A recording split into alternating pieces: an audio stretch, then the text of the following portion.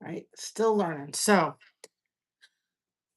um, and I would love to have, I guess because I'm doing it, I can't get all the way down muted or whatever it is. That's where it's coming from.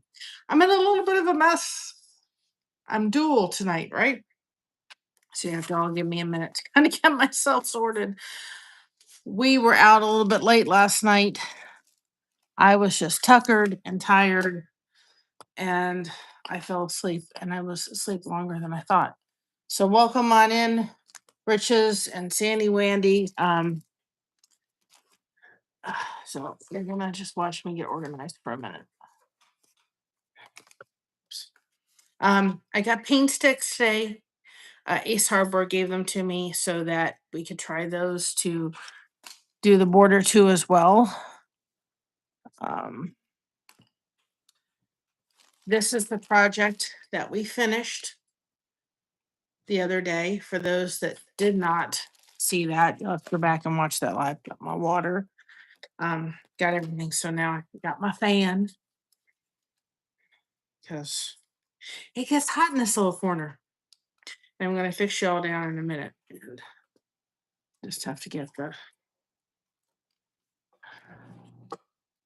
have to get this. So give me a minute. Get all sorted. Figured it was better to go live, knock the fan down, right? Be in a mess, then leave you all hanging. I have to figure that part out. I'll figure it out later.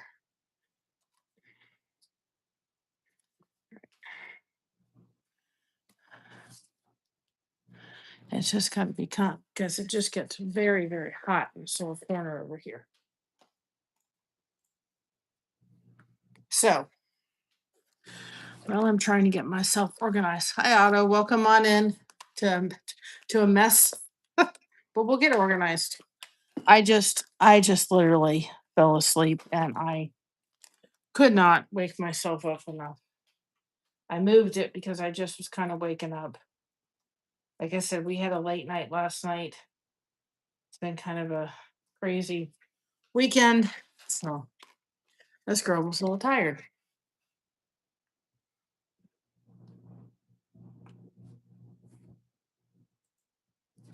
So, all right, you have to come over here, right? Now, my husband for my birthday got me a wonderful gift, and that was a mount for this um phone that just we have the cases with the magnet things. Yeah, they're just magnet safe things. MagSafe. He's a tech guy. And so he just got me one that clips on, so we don't have to do all that. So yay. Oh, turn on the light. I didn't think that so much natural light coming through. Well, wouldn't be a bad idea. Turn on the light. Because the sun's going down, right? So we have our boards. I don't cut through the tablecloth we got at the Greek festival. Not be a good thing, right? There we go. Okay, I got all the rest of my supplies in. Yay for that.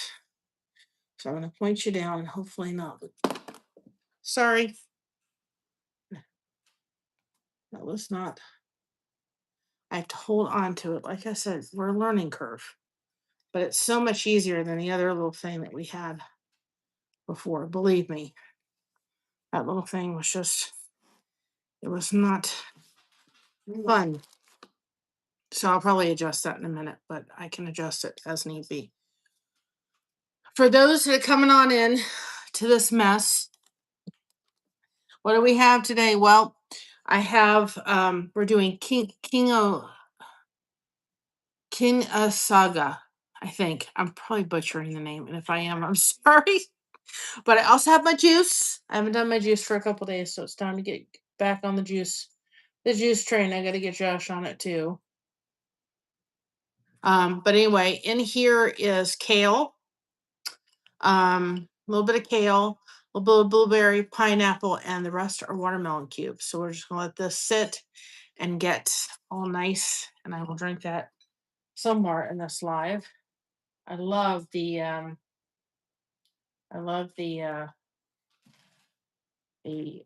can't think what it is now. I love the watermelon.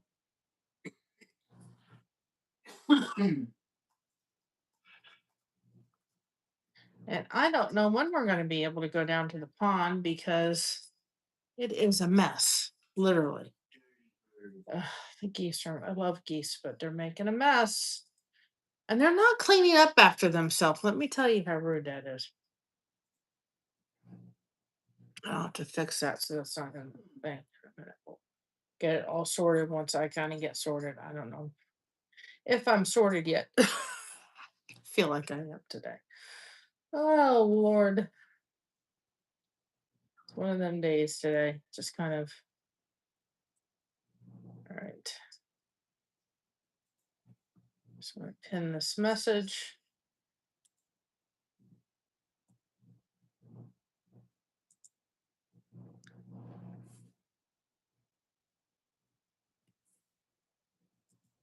I did get my nails done the other day for my birthday.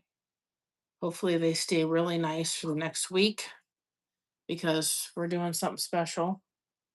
Um, and I mixed up the dates wrong. It all worked itself out, but I mixed up the dates wrong. So we should have gotten our nails done next week, not this week. And hopefully Christine and I can keep our nails looking nice. Otherwise I gotta spend money to have them redone again. It is what it is. Still worked out nice. Now I thought I wanted to do the cross. That's one is happening next. But I really took a moment to kind of think over the past like 2 weeks, guys. And I thought, I have been blessed beyond measure with a lot of things that are going on. And I thought, I got to do this one next. So I am doing this one. This is a creation that we have that we did ourselves. So I will put this up on the merch store. Anybody wants this pattern, it's going to be $1.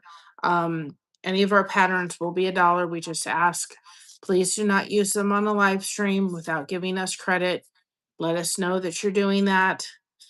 This is really for private use only. If you're using it on YouTube, that's fine. Just please don't claim this as your work, which I'm sure you wouldn't. And we will put it up there, and you have to have permission to use it. And of course, make sure you give us credit. So that's all we ask. But this is one of our creations and one of our patterns. But this is what we're doing.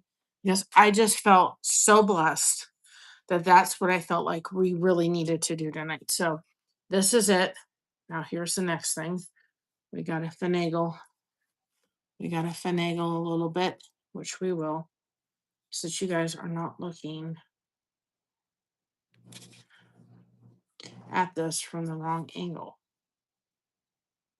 Which this is just so much easier than the last one. The last one was fine, but it was thing, and the thing kept popping out. It was really annoying.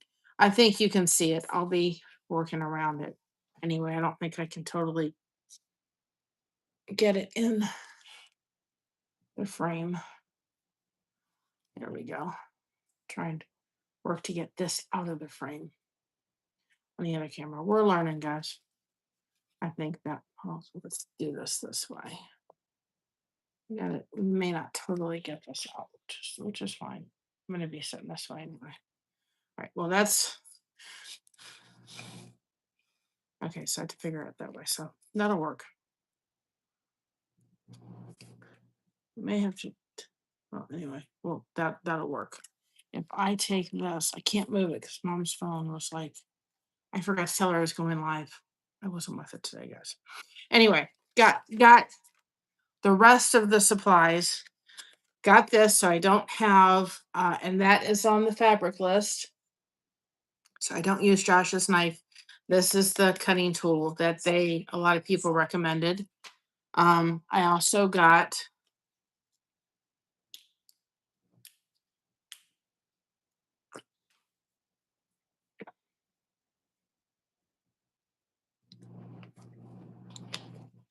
Get some water.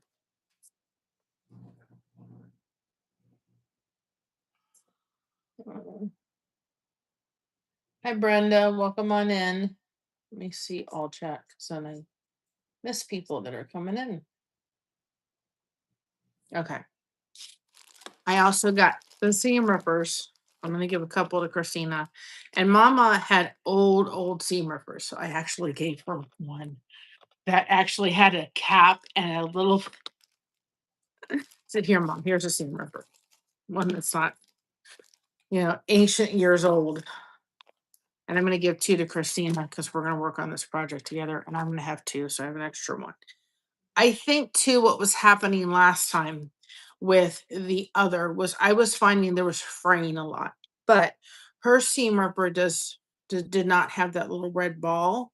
So I think what was happening is I was putting this down, this was going beside the fabric and it was fraying it a little bit. That's what was happening. And as you can see, this seam ripper is just more like a pencil to hold. I would strongly recommend, if you're doing this and going to take it on as a hobby, get a seam ripper that is kind of like a pencil, because the ones that are square, I don't know about you, but it about killed my wrist the other day. So I'm thankful. And then this is going to be a lot easier to control. You can get replacement blades for this than what I had with Josh because it's more like a pencil shape. You can actually rest your thumb right here. So this is going to be a lot easier. So we're still learning when it comes to the cutting and everything. Josh has to actually get, he has one, we just have to find it. So we're still learning all that. It's part of the learning curve. But I'm very impressed. So I'm going to see how well this does, excuse me, over the one that we were using the other day, which was very difficult to maneuver because I was really watching my hand. I have not done a frame on this. So I'm going to carry, I have done the 3M paper down a little bit because when we do the ends, we're going to have to make sure we have enough fabric to carry over here because we're going to make a cut around here to tuck the fabric in on the back. I wanted to see if that was going to be easier. And then I got the wood sticks that we can put around, and I have to go get some more felt from Hobby Lobby. I did find it on Amazon. So I may order it on Amazon. I'm thinking I may do purple as the felt for the back for all of our pieces because that's my favorite color and that may be my signature color for the back. So I'm thinking I'm kind of going that route. I don't know for sure. So I know this doesn't look square, but we're just going to continue these lines down. Hey, it's better than the other one. Yes, like I said, it's a learning curve. Like this one does not go here, but we're just going to carry it straight. And then we're just going to bring the pieces fabric over and we're literally going to make a square on the back. And that would be even for the tucking in. So here we go. We'll see how this, I think I'm going to get, oh, this is so much easier to cut, guys. If you're doing this, get this thing. Oh, what a difference. Because I was like, I'm never going to make straight cuts. That was my problem because I wasn't using the right thing. This is so much easier to cut. So much easier. Which means I will be able to make a lot more precision cuts. So again, we're just cutting.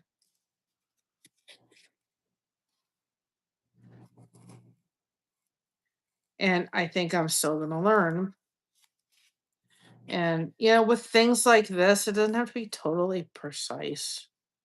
But this is a lot easier to cut. A lot.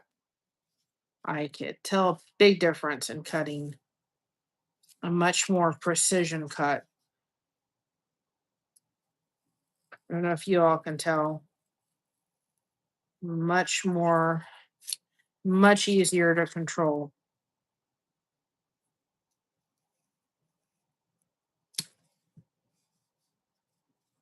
From what I was so worried that I was going to cut my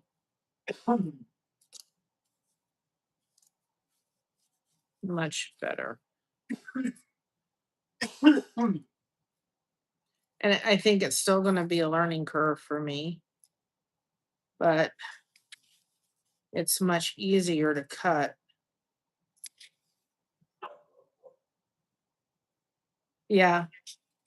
Like I said, we used what we had to use, but my thing was, and then like here I'm doing a round circle. So just you see what I'm doing? I'm letting the knife sit there and I'm moving the piece. Okay. I don't know if y'all saw that, but I'm moving the piece to be a much more, I'm letting the piece work for me instead of me trying to go around it.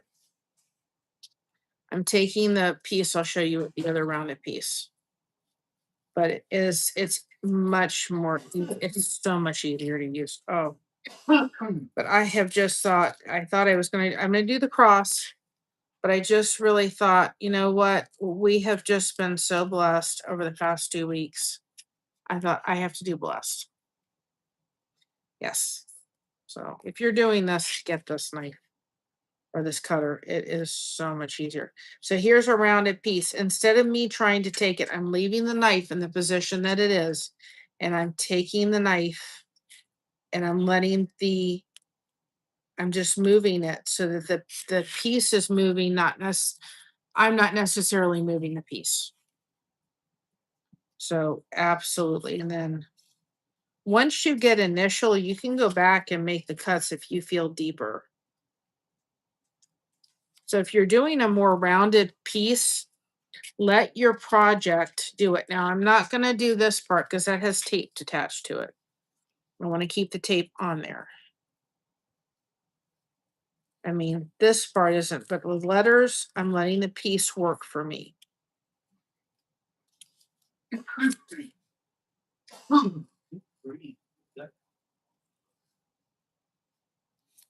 Oh, good news to some degree. Josh's uncle, they feel he had a little bit of a mini stroke and he's actually starting to respond.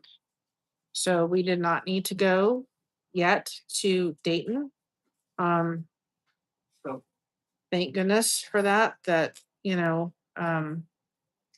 he's starting to respond. Um, and his uncle is a big flirt. So I don't know if he was flirting with the nurses, but we know okay, we know that Jim, once he starts flirting, he's gonna be at Dickens Lily of this world. I'm telling you, he's a flirt. And so apparently he was flirting with the nurses, which for us was like, yay, that's a huge thing. Cause we were out when we went to that restaurant, there was a baby shower and he was helping people bring the stuff in and he was flirting with, the people. He's just a big flirt. He's a sweetheart. He is.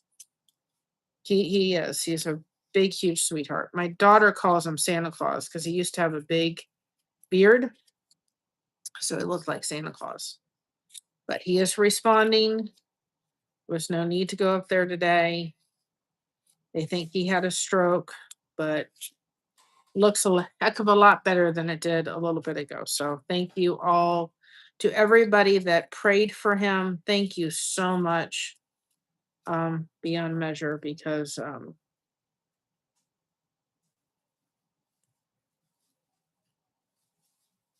and that was one thing I was kind of worried about for Christina too, because she's like, Mom, I want to learn this. Because I brought her mine. The reason it's in the paper bag is because I brought it, plastic bag, since I brought it to show her. She's like, I want to learn that. And I thought, she's just never going to get this other knife. It's going to be too hard. I was hoping this was going to be easier, and it is so much easier. So I'll have to get some replacement blades. But they said it lasts pretty long. You can take your thing, and if you feel like you need to cut again. Now, we are not going to sit here 4 hours again. I have church in the morning, so we'll sit here for a little bit and do it. It's going to be a work in progress.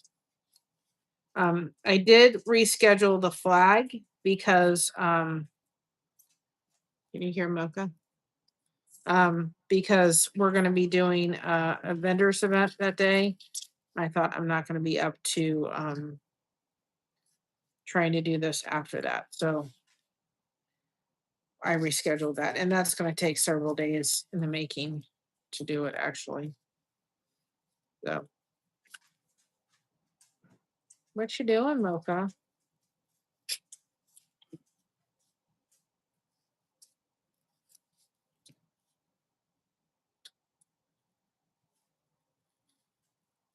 But Mom and I were both tired. We both were like exhausted.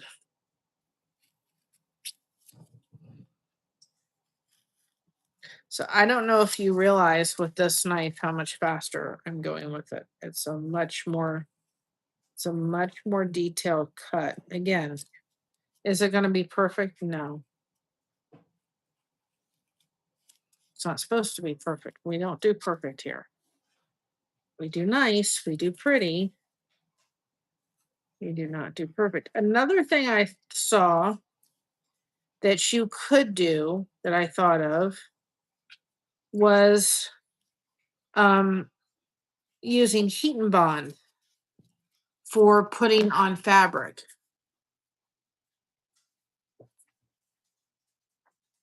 Yes, thank you.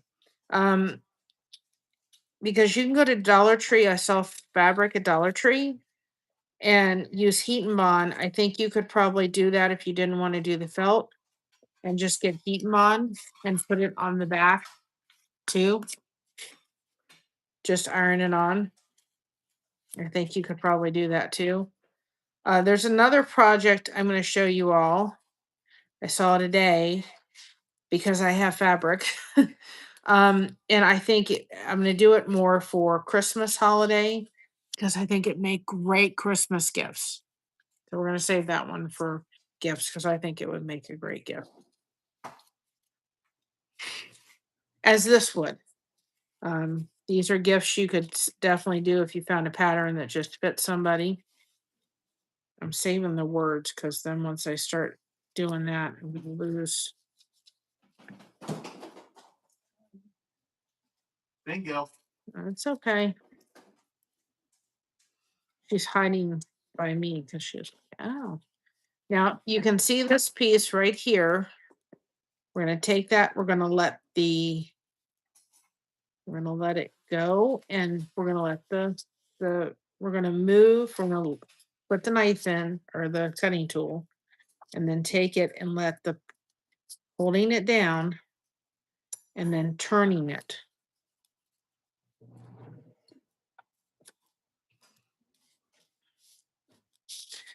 I'm having to watch because I don't want to lose. Mom, can you hand me the tape, please? No, the tape, the packing tape down there. I'm going to tape this word from here to here so I don't lose it. It should be down. It should be down there somewhere. Packing? Yeah, there should be packing tape somewhere down there. Thank you. I don't want to lose the word, and it'll be fine if you have tape on the 3 ml. It'll just cut through it. So, because that was my problem last time, is I was like, I lost stuff after it. So we're gonna try it. What's the worst thing that can happen? It's not gonna stay on there, right?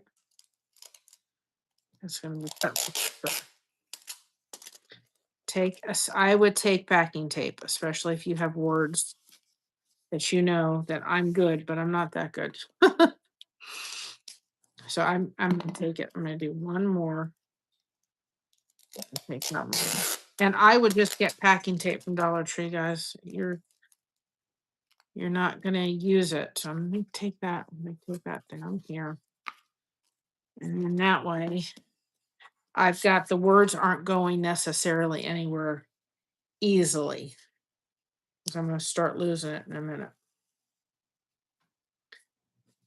See, I've got it taped up here. So now I'm not gonna lose this here. So I think that was a good call. And it should come up pretty quick. Again, the curved ones, just hold on to your thing, and then pick up your cutting tool and do it in sections. There we go. Just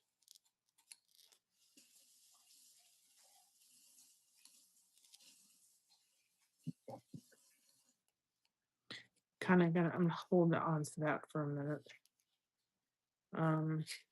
Let's do.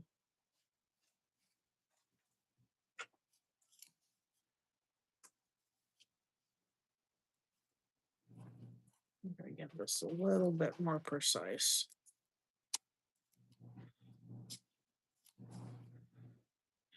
It's one thing about this knife or this cutting tool is it is much more precise.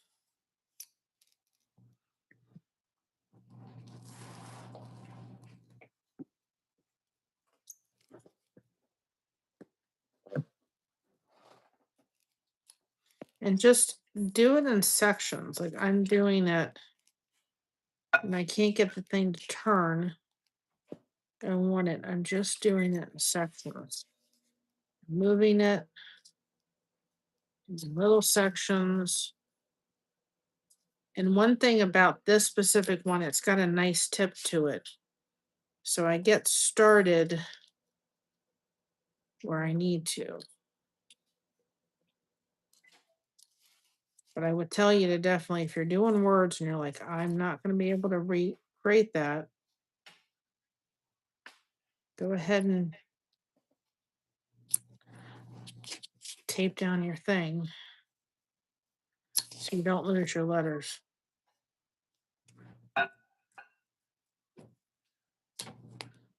It's one thing you have to watch is where to cut.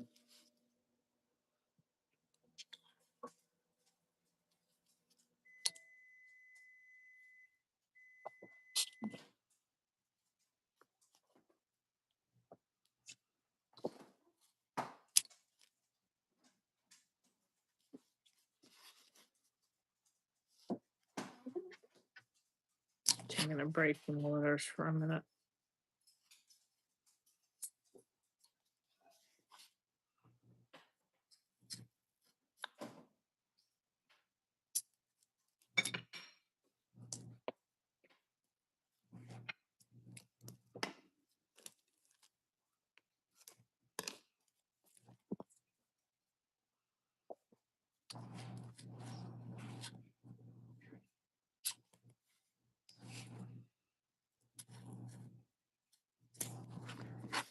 And if you feel you need to recut, just recut it again. It's not a, I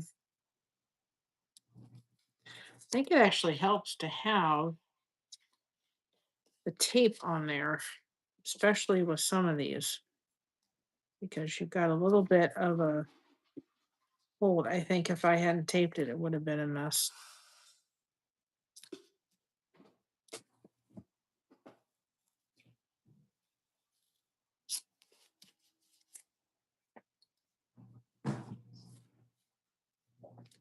I thought, well, and some of these, because now people understand how I did it, I'm probably going to pre-cut some of these, but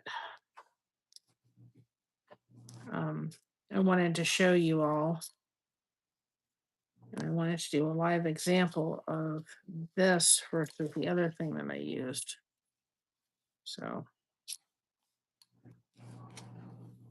if you have to go back over it, if you feel that you made a mistake. So I decided to do it, but I'm probably going to start having them already pre-cut. That way.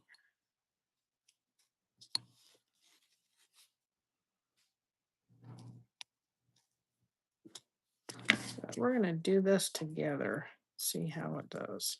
Much easier. Much easier. I can tell you that right now. When I take it off, I have a funny feeling I have to clean some of it up. But that's fine. We will do it. We'll do it together. See, I'd already lost my letters if I hadn't have done that.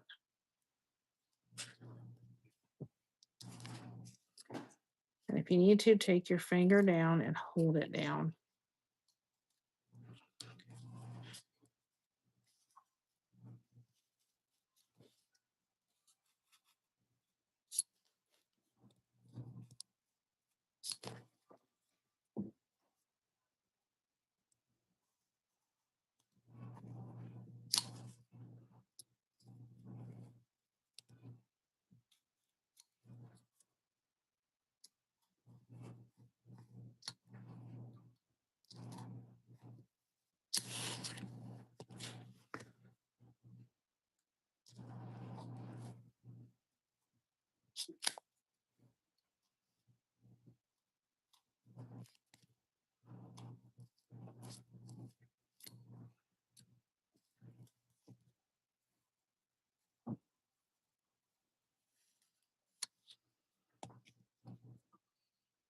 Also watching my nails because I really don't want to have to do them again. I was like, man, Mary, you messed up on the date. Got the date all wrong. Oh well. It'll all work itself out. They're gel nails, so I think I will be okay. But we have to do them again, we'll do them again. I haven't had my nails done in years. Believe me, if I could, I'd have them done. I like having my nails done. But that's not right now. Actually, I really like having a pedicure. That's one of my favorites. But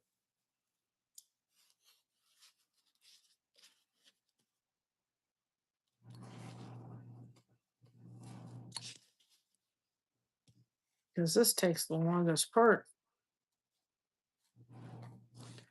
So I'm gonna start pre-cutting them, but then you'll get to see how much nicer this knife is, or the cutting tool, versus what we were having to use. But again, we used what we had. I would definitely say use the tape. And I think that's what I'm going to actually start doing, is taping down the whole thing. Just, most people just tape down the sides. You have to be careful what you choose to cut, or you have to pay attention. Well, if I cut that, then I'm going to lift up the paper. But I'm telling you, I think I'm going to start doing exactly this, because it makes a difference.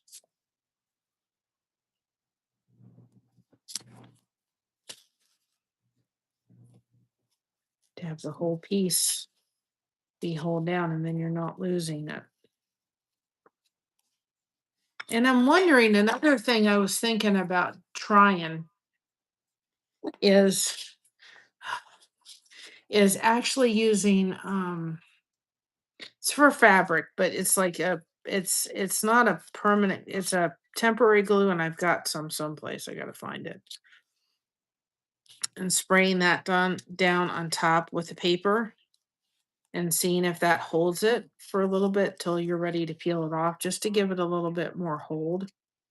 I'm not wasting cardstock on this. I wouldn't, because that's just expensive and it's a waste. But I'm wondering if you take a little bit of the glue and spray the paper. I'll have to try that technique. I'm wondering if it'll actually keep the paper down. During curiosity, just things I'm thinking of.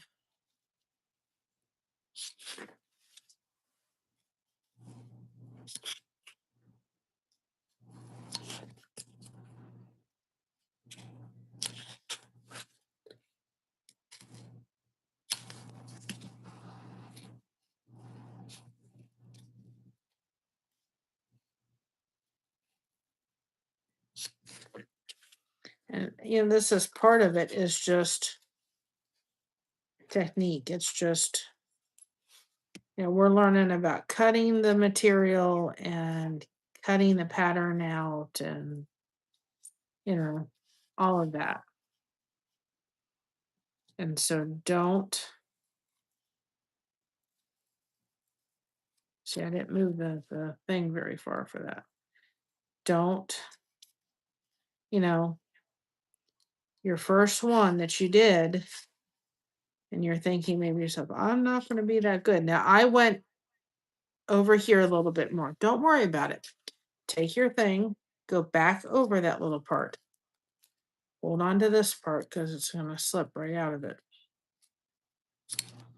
And it will fall in naturally.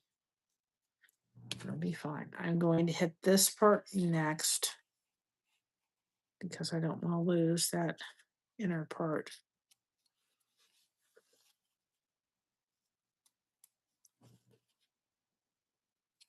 Another thing I thought about using, I didn't want to try it tonight, but I'm going to try it, is putting down press and seal.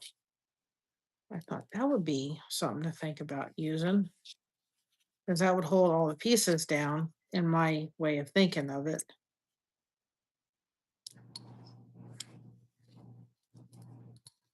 So let me get that a little bit.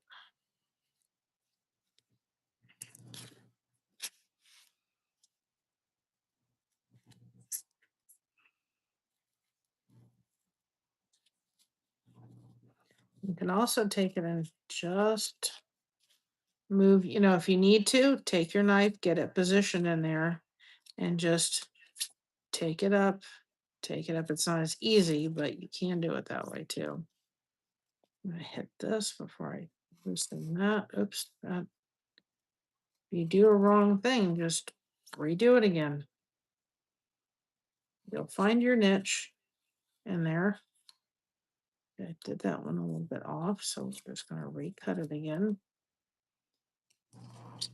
And I purposely gone back in it and made it a little deeper of a cut because it's like this. I'm letting the board, turning it, and that way I had to pick it up again.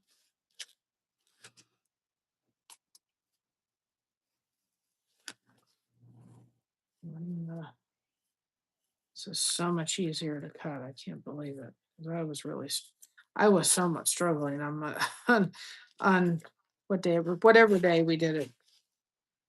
On the Wednesday, I was struggling with that other thing. My husband, I'm sure, is like, "Don't cut your fingers." One thing that I did notice is if you take and kind of outline a little bit, that was real helpful too.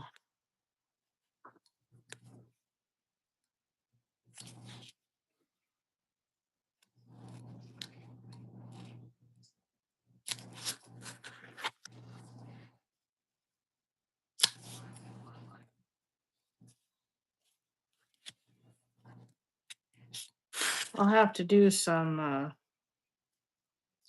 music for this. Fabric music we'll have to get going. That's for sure. I have it for diamond painting. I'll have to do it for this too. But this takes the longest, but this is the longest part of the whole entire thing.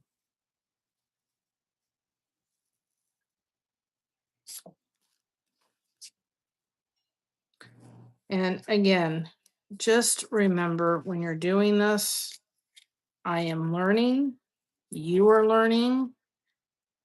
I have seen people do beautiful artwork, and it's not that you'll be like, oh, I'll never get there. Mine is okay. It's all right. That's, I don't need the light on.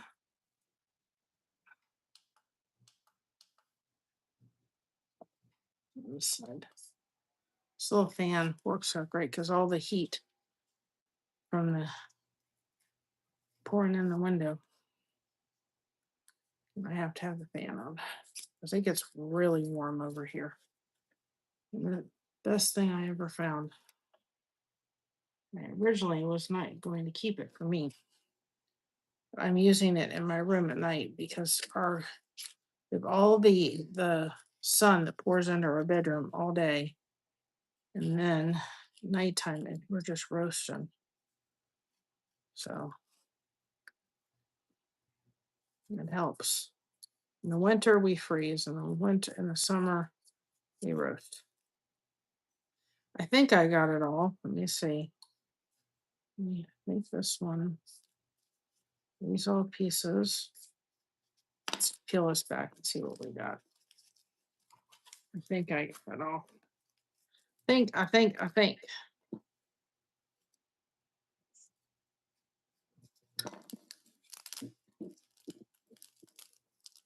I hope, I hope I got it all. I think I did.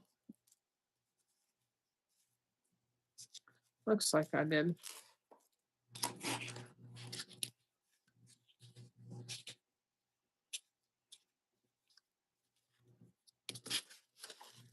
All right. Now.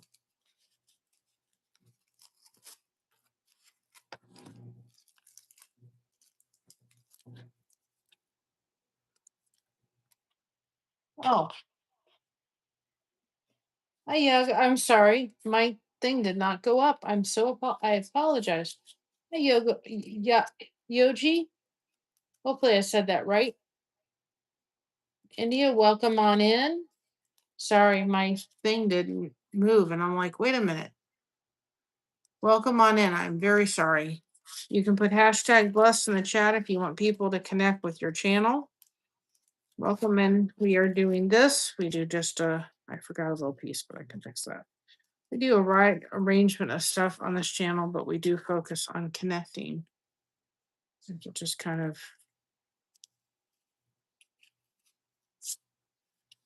I'll have to make it complete. Forgot a little piece. Oh well. It works. And this is an art form called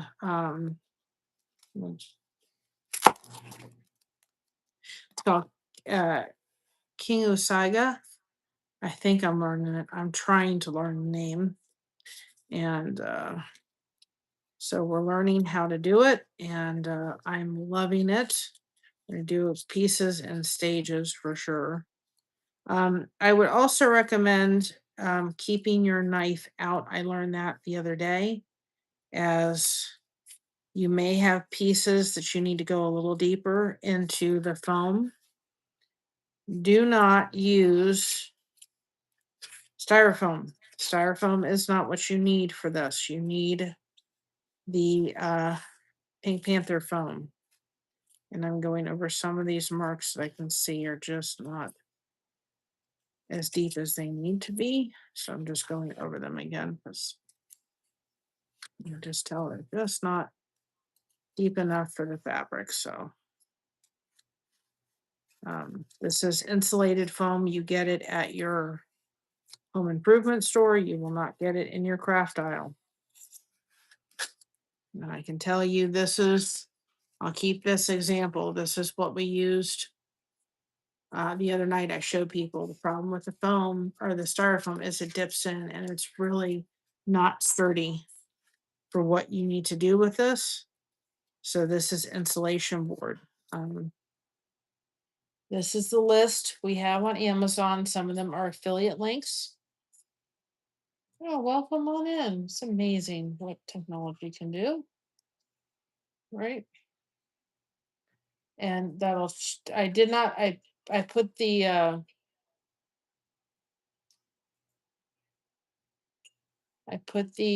the actual name of it.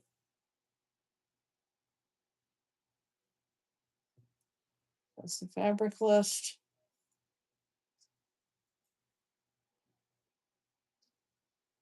Everything that we have, we'll be adding more to it, of course. I'm just going through and seeing if I need to like cut a little bit.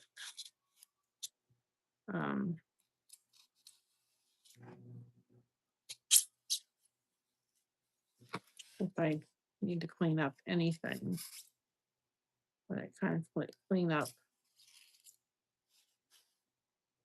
so I can have a little bit of a.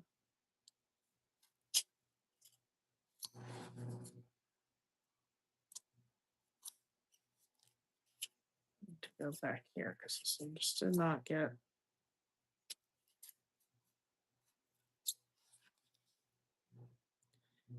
clean of a line as I really wanted it,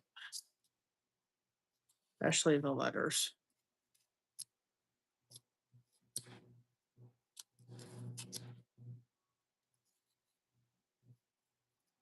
I would really start out with very simple pieces if you're doing this.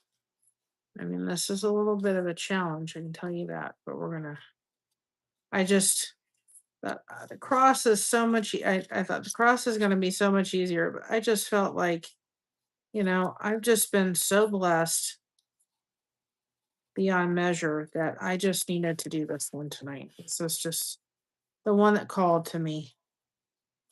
So I'm just going over some of my lines are just, they just didn't get let me cut this one just a little bit around. That one's going to be an issue, but we'll make it work. We'll make it work because it didn't get cut where I needed it to.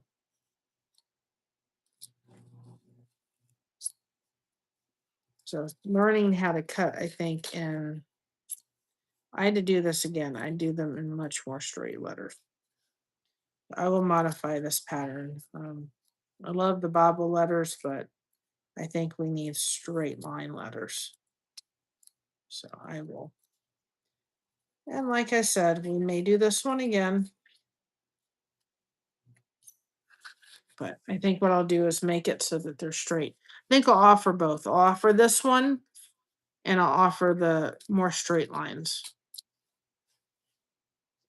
It was much easier to cut, that's for sure. But I'll offer both that way for people that are especially learning how to do this and they don't want to do, like, they don't want to, they're learning how to make all the little cuts and everything.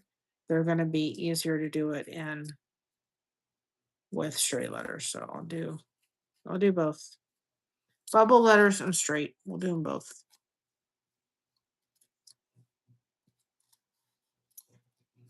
Right. I'm going to keep my cutting tool out in case we come across one that I just feel is not as deep as it needs to be.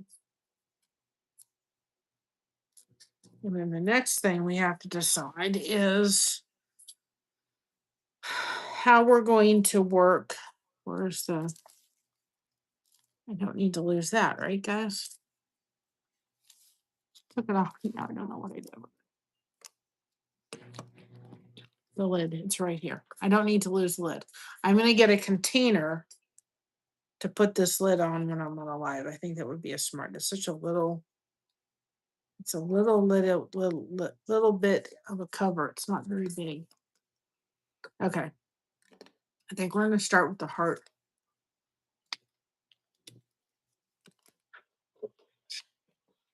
My juice is melting. Juice, I've noticed a little difference. I haven't done it the past couple of days because we just had so much going on. This is our flag. We're going to be using this for sure with our flag coming up for 4th of July. It's this, and it's on the fabric list too, Sandy. It's on the fabric list. So if you go to that link I just dropped, it's on the fabric list. All the supplies we've used is on the fabric list. So, you know what? I got some new stuff. I got new fabric. We got solid fabric.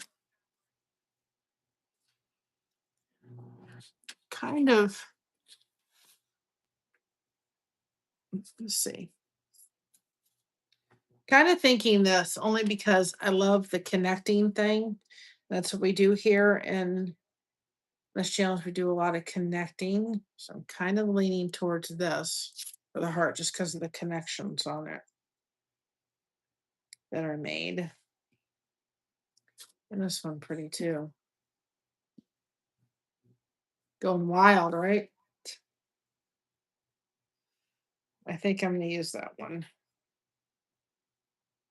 See what the purple ones, because that would be, that's more my jam though, to some degree.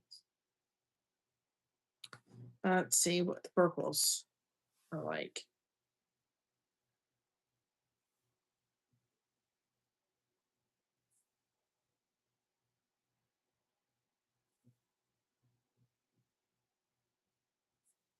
Got this one.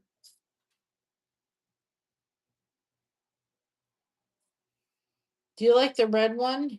I know. Lots of colors to choose from. So many colors.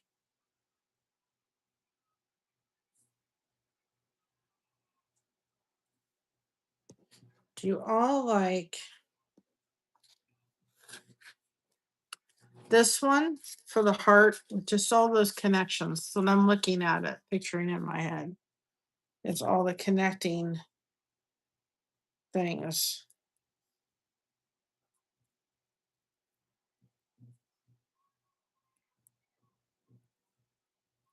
And that's the one that's calling to me.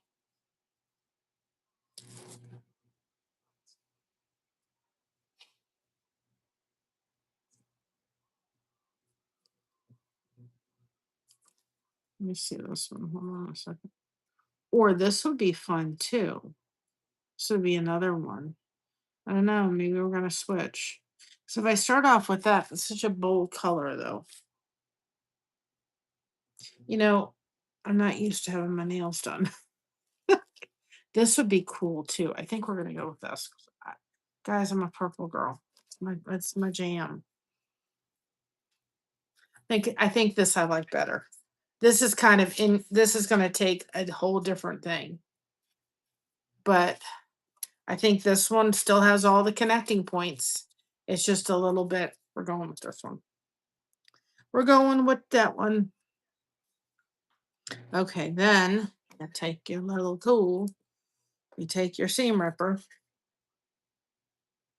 I did give one to mom and I said, here you go, mom. Here's a newer one.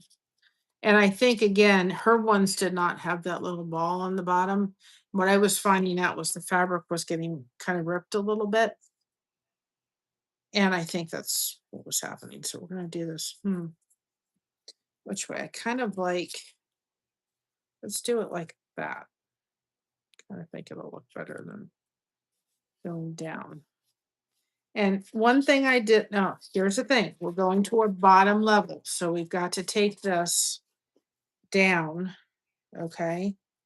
So that this is going to flip over here, okay? So you got to think of that when you're doing the end parts. You got to have enough fabric so that this is going to continue on this side because we're not doing the border. So just think of that when you're doing your ends, and you're going to need more than what you think. Cut a little bit bigger. I know it's like, oh, I don't want to waste fabric. Believe me, you're not going to be wasting much as you think, and you can always get more fabric. So this is a little bigger piece than what I'm going to use the rest of it, but I want to make sure I've got enough to carry on down it. Then we have our wonderful scissors that will get the excess off. Okay.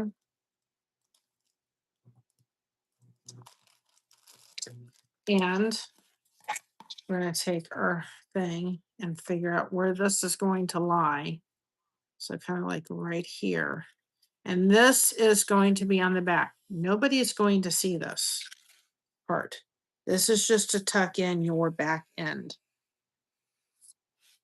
of your fabric. So you just need to kind of take it. And that way you've got, if you're not doing a border, we did a border. I didn't necessarily like it. It's a technique I still have to learn. So,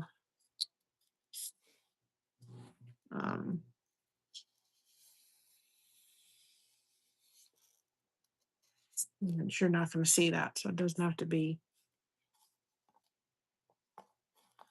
I have to find, I'm going to put that there. Then I don't have to keep taking it. I put it on something black so I can see it. Okay. So get your thing started with your seam ripper. You're using the back of the seam ripper here, okay, to tuck this in. So again, this is so much easier to hold. Hold it taut, and then you're going to find where your groove is. And that's why I said keep your cutting tool out, because if you found out you need to go a little deeper into the crevice, you can. Okay. I'm just going to take this down to wherever it is. So I may need to pull it up if you need to. I need to just cut this just a little bit on both sides. If you feel like you haven't cut enough, go back and do a cut. Not a big deal. And I even did a little extra paper on that side because um, and you're just tucking. This is an art of tucking, and you're just taking it and doing the repetitive motion, bringing it down gently. I learned that the other day too. That was a learning curve. It's a different technique. Bring this around. Okay. And just continuing to. I'm glad I made that call because that red was really pretty, but it would have been very, very busy for the first little thing. Mom has got to cut my hair tomorrow. Right? We weren't up to it today. She's got to fluberize me again. I need to peel this back for a minute because I just didn't cut long in enough, and it's not going down like I need it to. So that's why I keep it out, because I found that when we were doing the other one too, is that I needed to make another little cut in it. I could. And you've got to kind of hold this. You've got to taut it. You've got to keep it taut a little bit. And I saw somebody using a different tool too. She wasn't even using a seam ripper. She was using something else. So as long as it tucks the fabric, it does not necessarily be a seam ripper. That is what everybody does use because it is small, and it may take you a little bit to work a piece in. Once you get it started, it's fine. This is so much easier to hold. Yeah. I mean, this is so much easier to hold than my mother's, hers. And this is I can't tell you how much my hands were hurting so bad the other night because hers are old.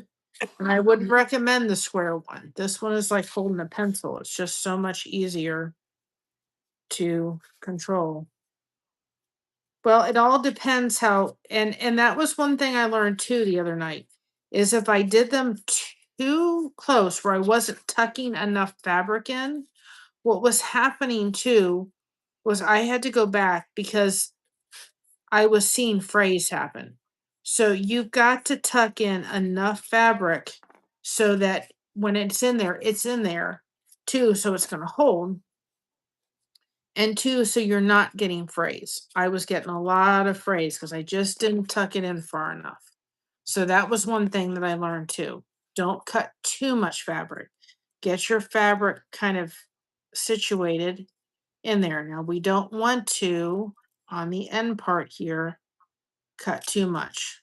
We don't want a bunch of fabric, but we want this to come down. We're going to cut a lot more off of it, but we want that to come down. So, because it's just a very, and to all the fathers out there tomorrow, happy Father's Day. To my husband, happy Father's Day. It's not an easy day for me. Because my dad isn't here.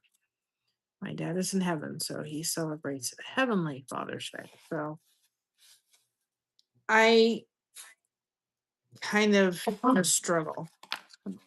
I struggle on that day, and I'm going to cut this down the center of the heart a little bit so it folds. You see how it needed that little spot because of where it was. All right, now we're gonna continue tucking, see how much more we can get in there. I do not want to have it fray on us like it was before. And it all depends. I mean, if you wanted to, you could do this in 2.5. There's people that have done this in 2.5 or 2 inches or 1.5 inches. It all depends what you want to have your thing be. But that was one thing that I did learn the other day is that you got to be very careful that you're not, if you cut it, if you don't get enough in there, then you're going to wind up getting, as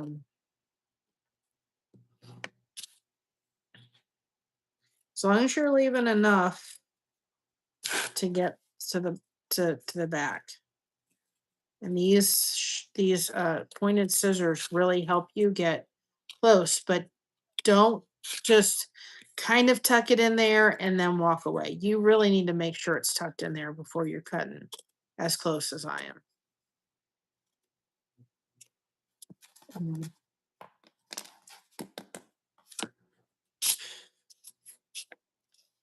Because that was one thing I did learn the other day, and then I was getting frays. I was like, wait a minute, why is this fraying? Because I didn't do it as I did it too close to the end where I needed to really make sure it was tucked in there. So that's one thing I'm working on too. But yeah, it holds a lot.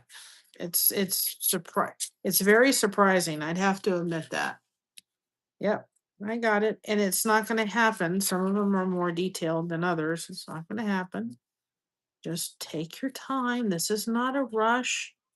I think that this would be a great project to do with a bunch of ladies. Get a group together, have them over at your house if you can. Put fabric in the middle of the table, cut the project beforehand, right? And just have them over and have fun and laugh. And, if they've never done it before, start them off simple. Don't be doing stuff that they're going to, not get the hang of or something. Start them off simple and just have them over, order pizza, turn off your phones, laugh, throw fabric in the table, have everybody bring fabric and make a beautiful picture. And it would be so much fun to do with a bunch of your friends. That is so fun. I love that part. I love it. I think that was the right call for sure because I think the red, as pretty as it was. And then we're just going to take this piece and we're going to tuck it in. Now this piece, I'm not too concerned if the whole thing gets tucked, but I'm going to just tuck it in and just enough to let it. And then this way, too, by tucking the back in at the same time. Now this is taut. This is going to be covered. We're going to cover this with probably we're going to paint sticks. I'm not going to take it out, but the paint sticks are going to go across here, and that's the way we're going to cover that. So I love that. I love that. So now that we have to choose, do we do solid letters or and background to be the letters to be solid or pattern and then the background to be plain? I am going to do this one here because this looks to me like a little sun. You know what I mean? So we should do this to reflect the sun.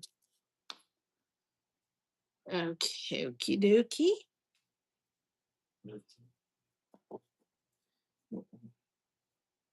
Let's see if we can find like one that looks like the sun.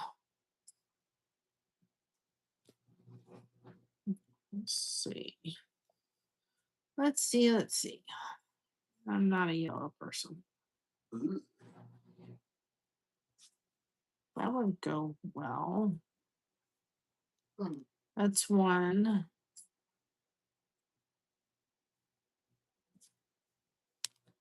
We have this, which would kind of be like sun rays.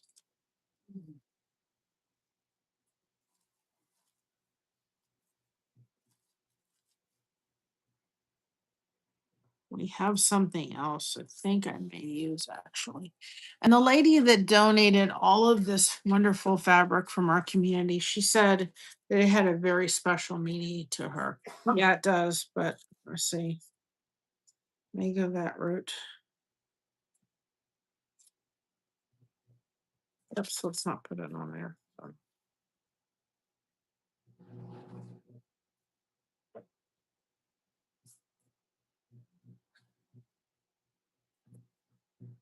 That one. We could cut out this too. So we have kind of like this color or this. But I think this does look like a sun ray. I think we're gonna go this route. We could even put lemons if we wanted to. Okay, the only issue with this one is it is a little thin.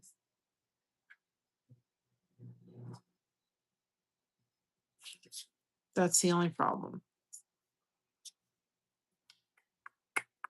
And you can, I don't know if you can see it, but I can see it. So what I'm going to have to do, and I've seen them do that with thinner fabrics, is I'm going to have to get permanent fabric spray before I do that. So I could put like a white background behind it and just have solid white. And that way it would do that. Hold on a second.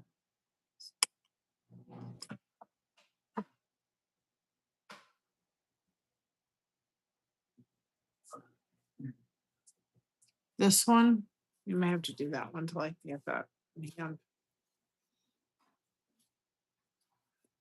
Because this, that does, but this, I think, work. Oh, like this whole section. Oh, this. I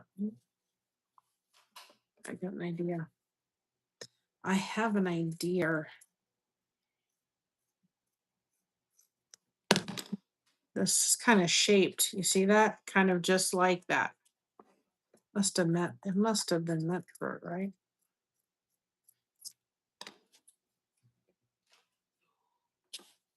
It's kind of shaped. It's almost exactly like that little piece right there.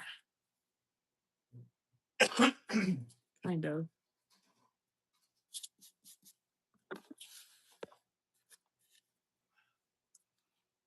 Let's cut that off. Listen, I'm saving every scrap.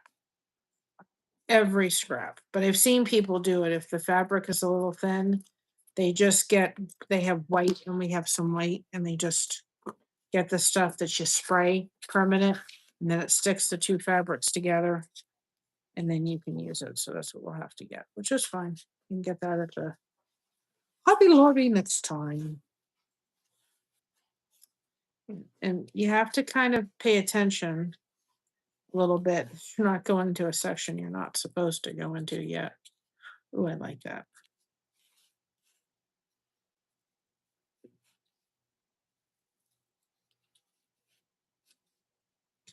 So I have to, the lady who gave me all this fabric, I need to do a cross for her. She goes, you don't have to do it. I said, oh, yes, I do. You blessed me with all that beautiful fabric. Meant something to her that she was gracious enough to give us. And so she lives in our community. I'm going to stop by and give, she's a Christian. And I thought I'm stopping by giving you a cross one day. And some soap caddies. Actually worked out really well. And again, if you're like, I don't have, you know, get somebody in your neighborhood. or in your community. Put it out in your community post. You may have somebody that is a crafter or a quilter that would do it, you know. Um,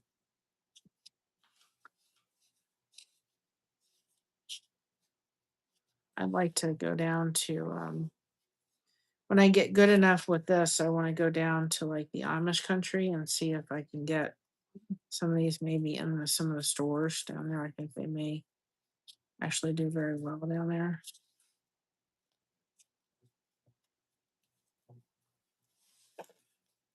I also thought maybe down the road, I've not seen anybody do it yet, is they sell their patterns, but almost kind of doing like a subscription box kind of thing.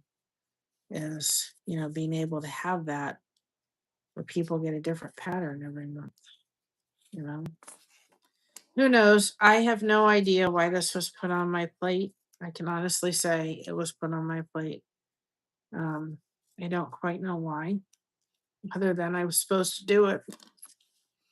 It really kind of was something that I was just supposed to take on and do. Um, and it wouldn't have been possible without some people, and they know exactly who they are. And I don't know. I want to get emotional, but thank God I just crawled in a hole on Monday. I don't know how else to tell y'all. I can't go into detail, but I can tell you all I wanted to do was crawl in a hole.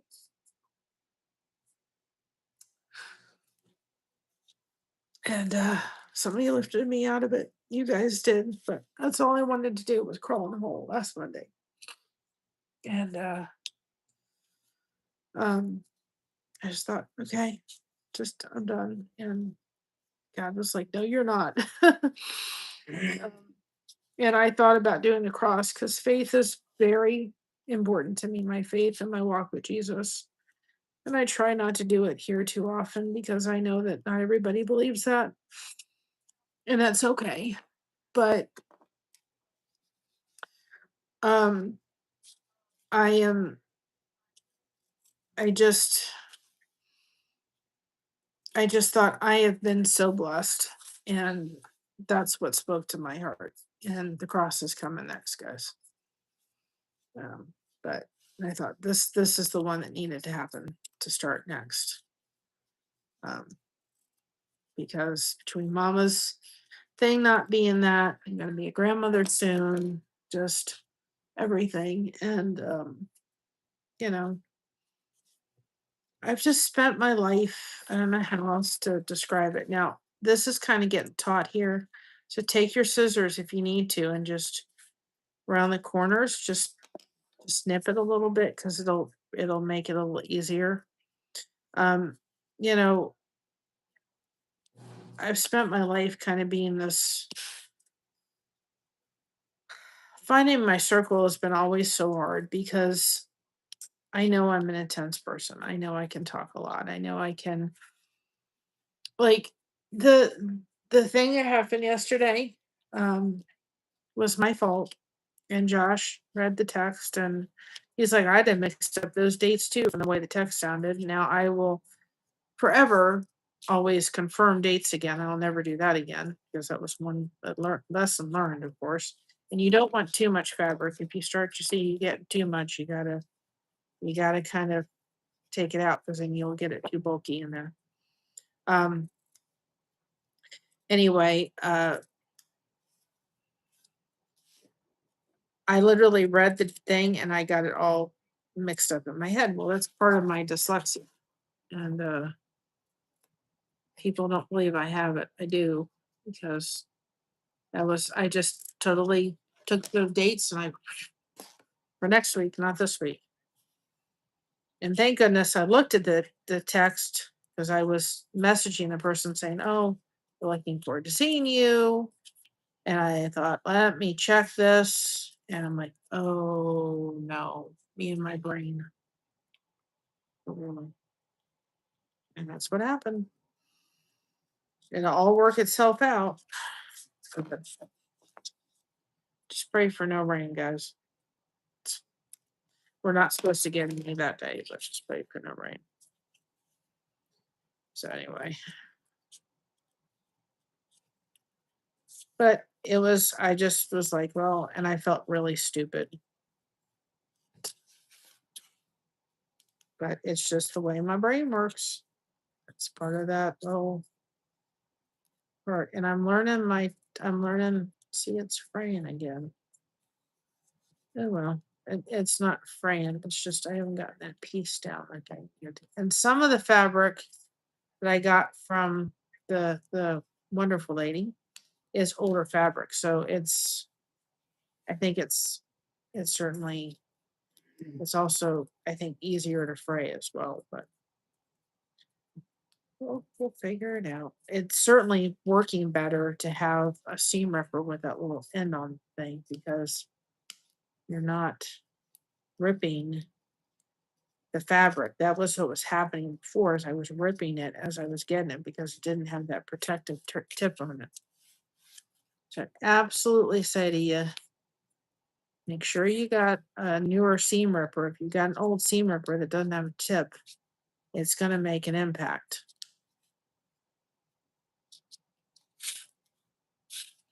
For sure.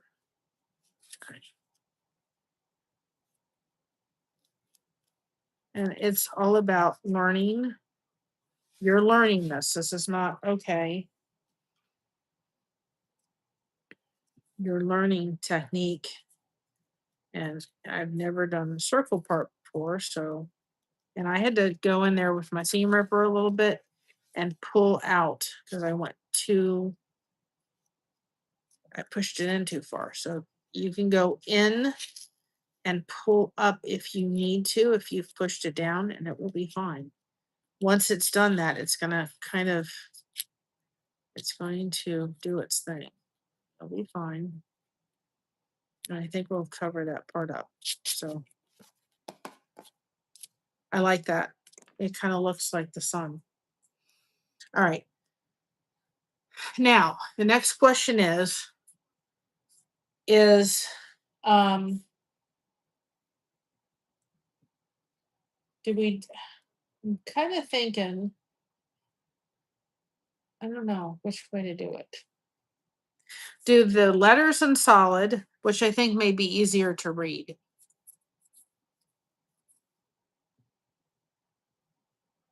If we do this in solid and I don't know. Do this maybe patterns that are not crazily busy. Maybe that would be best. I don't know. Don't know what to do. I am going to use this one, right? I'm going to use this one for the sky going up. So we're going to do that for this.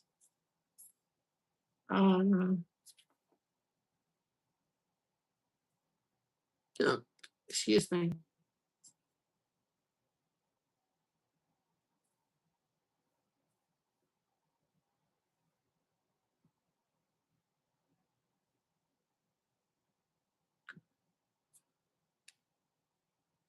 Oh, I got an idea. I got an idea. Okay, let's see how many there's 1, 2, 3, 4. So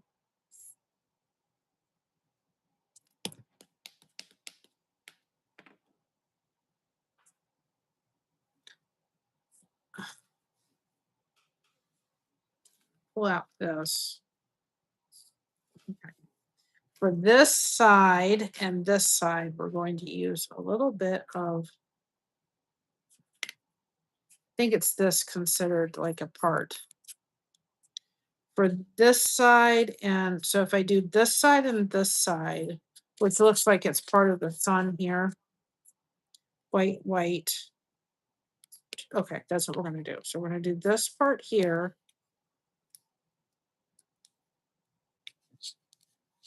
One thing I kind of like about this is that you guys get to be, I like the letters or the background solid colors, not, but yeah, I agree. I think we're going to do the letters solid. I think that's where we're going with it. I think it'll stand out better. I have to get more of this fabric from Walmart. They have it in different colors. They have sparkle in different colors. I'm in trouble, right? But I figured we'll add this. But see, then one thing I like about this too is that you guys get to be a part of it. You guys get to help me go, oh, you want this? When I do my soap caddies, it's kind of like I'm gonna do it the way I'm gonna do it. And you guys, not that you don't get to be an integral part of it, but there's not much to choose between what do you want, this color or this color? It's like, and my blankets, when I have a pattern I'm going for, it's kind of like, okay, well, I'm gonna do what I'm gonna do. Hopefully I cut enough. Yes, I did. But this, you guys get to be a part of helping me choose which one I want to do. Like I said, cut more fabric than you think you're going to need. It is the key to not, and then, to not getting, and I can tell now when I'm starting to go in, if it's not going in easily, I didn't do a big enough cut and I need to take the tool and take it up again. I don't know why I did that. I don't need to do that because it's not Mary. Oh well, we're not gonna waste it. We'll call it. No, because it's this part.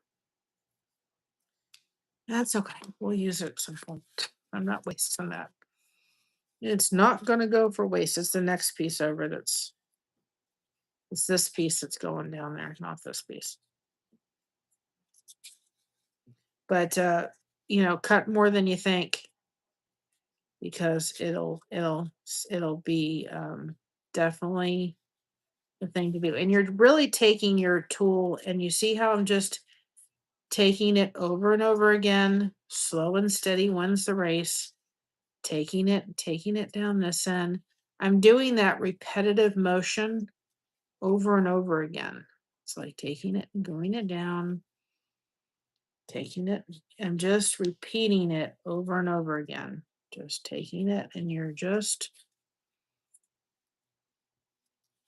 that's the repetitive motion you want to do.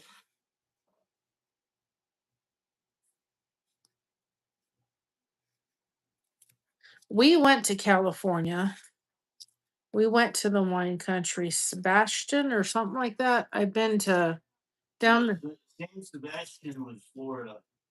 No, it's some place in California that has wine, but it wasn't like the wine country of the thing, but we were in wine country. And I've been to since or California.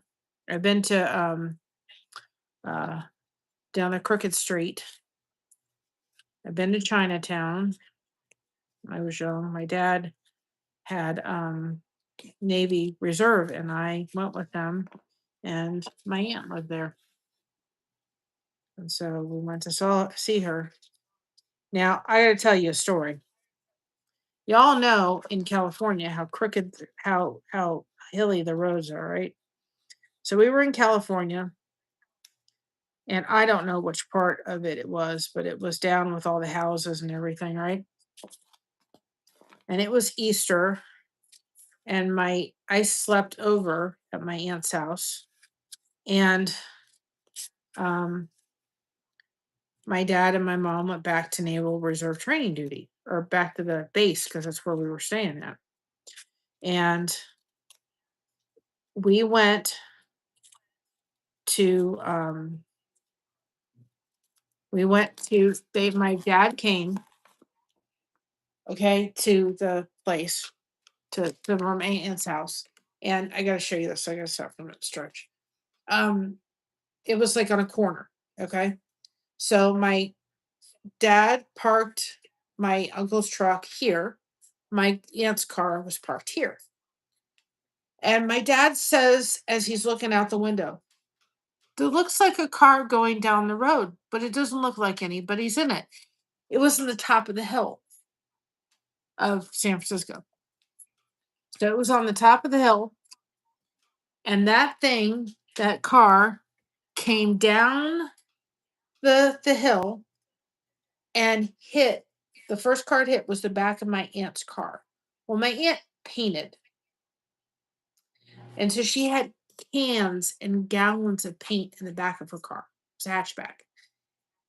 And that car hit there, and the paint went everywhere, all over the sidewalk, on cars that didn't even get hit. And that thing made a zigzag like this. It put a hole about this big in one of the cars. And my dad said, I almost parked your car on that side. To my uncle. And I was like, I'm really glad you didn't. The guy hit like 10 cars. He had no insurance, and his brakes failed, so he decided to hop out of the car.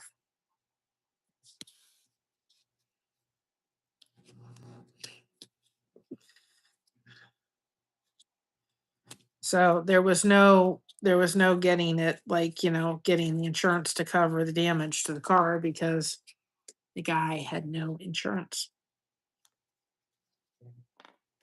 My aunt was so mad.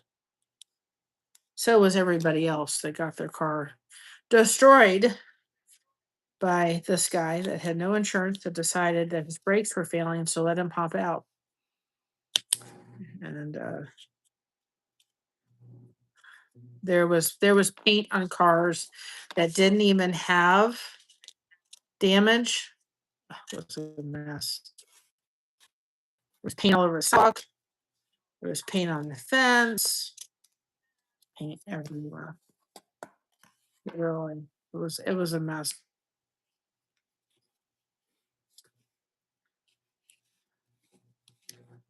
My dad just looked outside the windows. It looked like there's a car coming down the road with nobody in it. And then the next time he looked out the window, my aunt's car was smashed. So that was very memorable. I remember that. I don't think we never made it to Alcatraz. For some reason, I can't remember. I don't think we just ran out of time. We went to the Children's Museum. We went down the Crooked Street in San Francisco to Chinatown. That was interesting. And my dad was not somebody that likes, yeah. Well, the guy walked out with a bum leg. He was hobbling. And thank God he didn't get hurt seriously, but still. Everybody was parked, but still. The guy didn't have any insurance, so my aunt couldn't get, her car fixed. So that was she did painting. She's a beautiful artist. We have some of her paintings, and so she go paint houses and stuff, and it was that was a mess. That was for sure. If you feel like you need to take it, just take your seam ripper and just kind of go underneath there. I've noticed that if you needed to. There we go. To kind of get it where you want to get it. And there's going to be other stuff going down the side, so I'm not worried about that. So and then let's take. I'm gonna cut. This is supposed to be meant for a cut.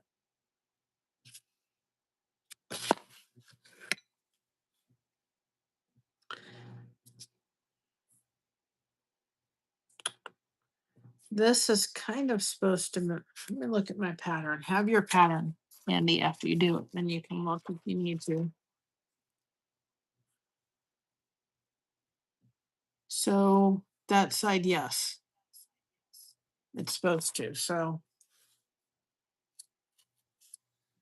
that way will. Maybe that was something else.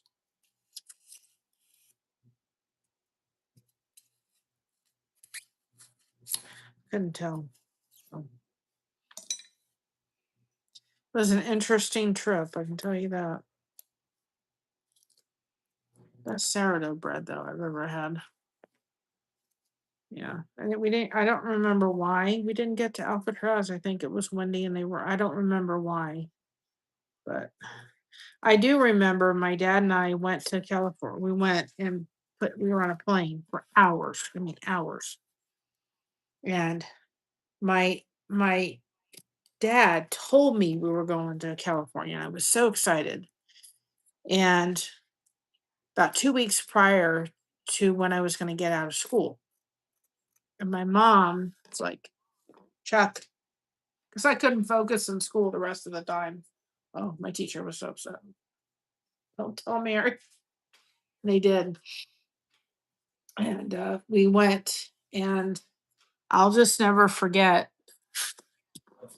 He wanted the I think I don't know if I'd been on a plane before. I probably did, but anyway, my dad arranged it because he was in the military. They, of course, they wouldn't do it now, but at the time they were going to let me come up. He said, we have to wait till the whole plane, everybody gets off the plane. And I'm like, Dad, I want to get off this plane. We've been on here for like 8 hours. And he had arranged with the pilot to have us go up and see the cockpit. So everybody was off the plane. Pilot was there. He was thanking my dad for his service in the military. And he says, well, if you would like to come in, you can see the cockpit. No, I want off this plane now. My dad was like, he was not happy. He had spent this time arranging with the pilot for me to go up there, and I wanted nothing to do with it. I was like, no, get me off this thing. I don't want to be on here. So, and I remember when we were leaving from, I can't remember what it was. It was wine country kind of valley. It was beautiful in California. And we had to take like a shuttle to get to the airport. And my aunt didn't want to do all that driving, of course. And we were running a little bit late to catch the shuttle. Let me tell you, you do not want to be in a car in the middle of all those hills drive. I was so, oh my goodness. She drove, but we had pie before we left that morning. She had made homemade pies the entire week because they had a blackberry and apple and everything. She made delicious homemade pies. We had pies for breakfast before we left. But then I had gotten sick when we were there, and everybody just kind of bluffed it off. There's nothing to worry about. The aunt says nothing and everything. Well, they should have taken me to an urgent care because I was miserable. And I had like a sinus infection. And, we had to get home. Time to leave. My mom put me on a plane, and my dad didn't know anything. And I was in so much pain. We got to Atlanta, I think, and they said, we can drive home from here. I just want to get home. Went back on the plane, and the only thing I could do was sit there and drink the entire time as we were descending because my ears hurt so bad. It was terrible. And we got home. They took me to the doctor, back to my doctor.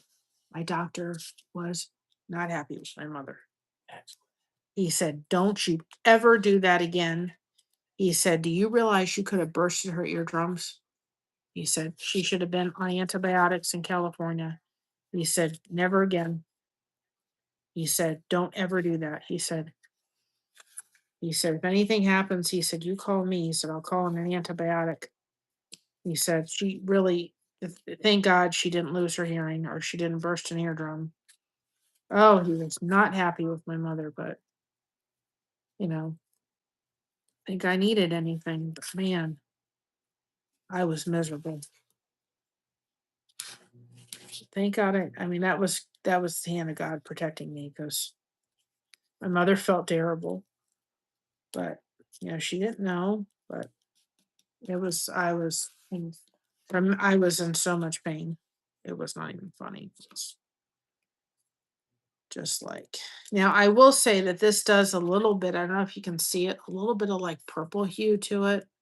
Not much, just a little bit, but I think for this it's okay.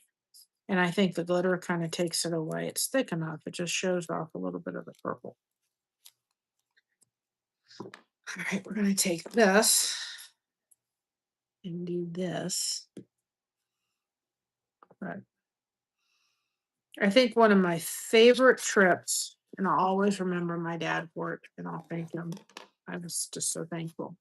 Was when we went to Louisiana on one of his trips, and I, in my little smarty pants way, figured out that it wasn't too far to Graceland, and so there was we didn't have Google back then, guys. We had just stuff. So there was a little thing down in the lobby that told me exactly how far it was to Graceland. And I got after my dad and picked him up from, yep. Well, it has the glitter on it, a little bit of sparkle in it. We used it in the other one too for the rose, and I really like it. I'm going to get more of it. And so anyway, this is one of the pieces of fabric that the lady gave me, and I just figured it was fitting for right here. You'll see what I'll do with the other one. So anyway, so not she, so we went to pick my dad up from Naval Reserve training duty, and I said, "What do you think, Mom?" And she said, "Oh, I think you should just ask your dad. Just ask him, ask him." And I'm like, "Okay." So I finally, just the whole entire time as we were going to the Superdome in Louisiana, um, on our way to there, and and I just kept asking my dad, and he said, "Mary, just come out with it." And I told him, I said, "Listen, I'll never be this close again." I didn't know I would go back during Elvis weeks. I said, "We'll never be this close again. Can we go to Graceland?" And so we got out of the Superdome, and in his briefcase, was tickets to Graceland. And they had already planned, they were going to give me what was it, atlas, and have me guess where we were going. They were going to wake me up one on Friday for the weekend, and drive down to rent a car and drive down to, I don't know I think we may have had our car. I can't remember if we had our car or whether we had to rent a car, and drive me down to Memphis and let me see Graceland. I got to see Graceland with my dad. And he was a big Elvis fan. People sit there and say, you're young. Why, you're at the age you are, you shouldn't really be an Elvis fan. But my dad and I, he wasn't as passionate about Elvis as I am. Believe me, some little one's going to hear about it. But he liked his music. He loved his gospel music. Oh, I got to tell you this. Hopefully, I'm not going to cry. We were coming home on Thursday, and there is a beautiful church in our neighborhood. I should go one of these times that's going to do it. And it's beautiful church bells. And one of these days, I should go and record it being done about the time it's going to do it. And we're turning around the corner, and the church bells are ringing. It was how great they were. And that was one of my dad's favorite songs. And that played on my birthday. I just looked up and I said, "Thank you, Lord. I needed that." It was absolutely gorgeous. And I didn't record it because I just was in the moment at the time. But I thought, he loved that one. But he loved Elvis's gospel songs. He really loved his gospel music. And him and I had that. And then when he later on had dementia, and he didn't know who I was, I could put on Elvis, and I had him back for a moment. I had my dad back. He may not have remembered who I was, but I had him back for just a brief second, and it was magical. And I couldn't put on like How Great Thou Art after a while because he'd just start crying, so I didn't do that. But I would put on, what was it? I put on Poke Salad and he'd take his wheelchair and his feet and go rocking with it. It was just so cool.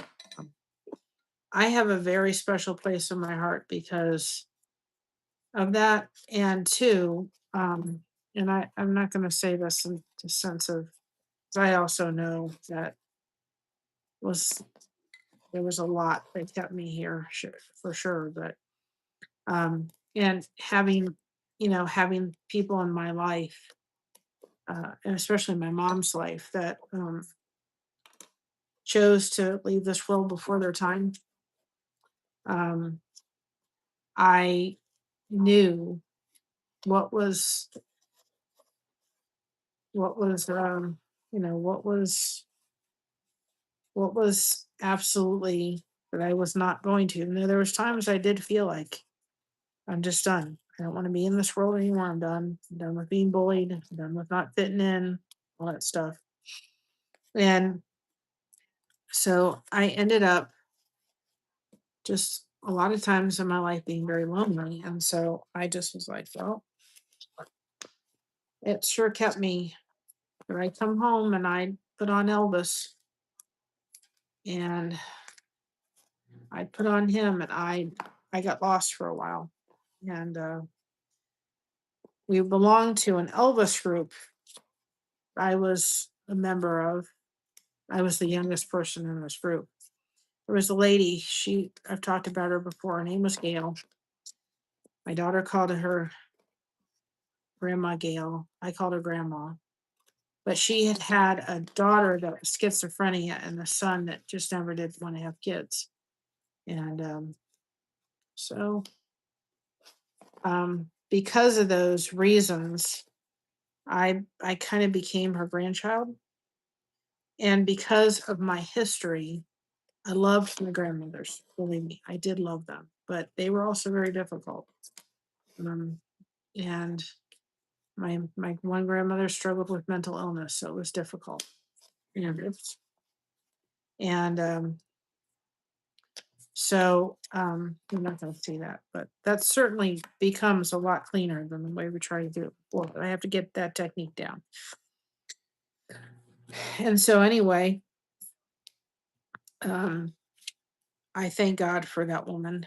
Um, I could get on the phone and talk to her for hours. And if I want to tell you who my grandmother was, she was one of them.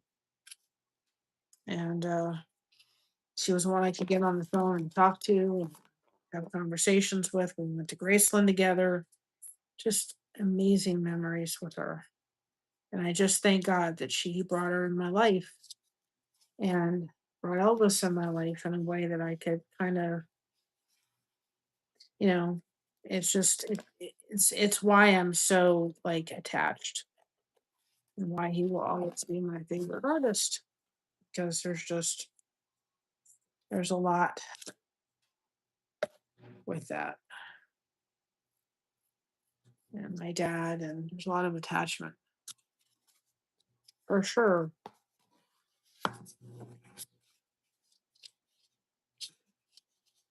Kind of like the flowers being put in there. I think it looks nice. I know what you all think. I'm learning that I'm kind of relearning color combinations. I'm good with it. I have always done good, especially with blankets and stuff. But it's different when you're doing fabric. Whole different way of definitely looking what looks good, what doesn't look good. It's different. 'Cause I can go into a yarn store and pick out a blanket, put it all together in my head, but it becomes totally different when you're doing it with fabric. Tell you that. But if you put something down and it doesn't look right, you can bring it back up again. It's not that big a deal. uh, For sure. So, and we're not going to finish this all tonight. I will not, I can't, I love you all tremendously. And I'm so glad that we did it on my birthday. I just know I can't do that. But I was very sore the next day. Very sore. But it was worth it. It was all worth it. I was like, I'm so glad. And part of it was me. I was like, I want to see this done. because I had spent so many times. I was dreaming of this in my sleep. And I was like, I want to see this done. So part of it was my own little thing. And I will tell you that once you start this, it is kind of hard to stop. You need to say to yourself, and I'm going to say this to everybody, you need to say to yourself, hey, I'm going to sit here for 2 hours or an hour and I'm going to work on it. And then I'm going to get up. Because if you don't set yourself up a time period, it is so addicting. You will sit here for hours and then you're going to get up going, oh my goodness gracious, I can't move. If you're also somebody that is sitting there going, I don't know what color next to put in, I can't figure out what color next to put in, walk away and come back to it later. This is not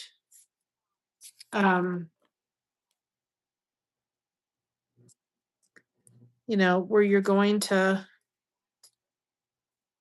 sorry, there's a part that's irritating me. I want to see it fixed.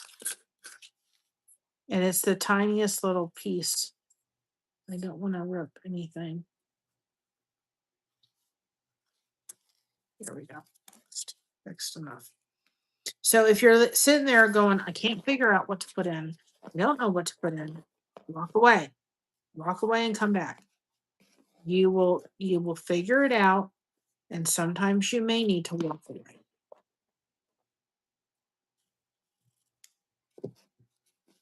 If you feel like you need to, walk away and come back.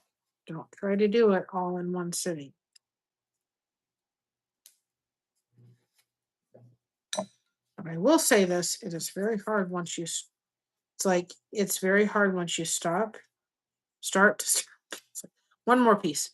And that's what a lot of people say. I'm not the only one that's sitting around. Yep, I can get it. I totally can understand it. One more piece, one more piece, one more piece. And if like this, I think this, well, I can get this in a little bit. But like this, I'm not worried about. I didn't get it. I didn't do it long enough, but that's okay. We're going to cover it up. And you can even use ribbon. And I got some fabric glue, so I could even take, if I wanted to make sure that, I may take a little fabric glue. Just because I don't want that to fray and I didn't do it long enough. Just to prevent that from fraying. I do not want it to fray for me.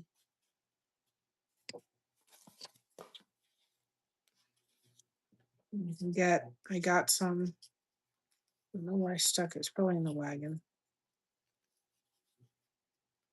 But I didn't do it long enough. It's okay. We're learning.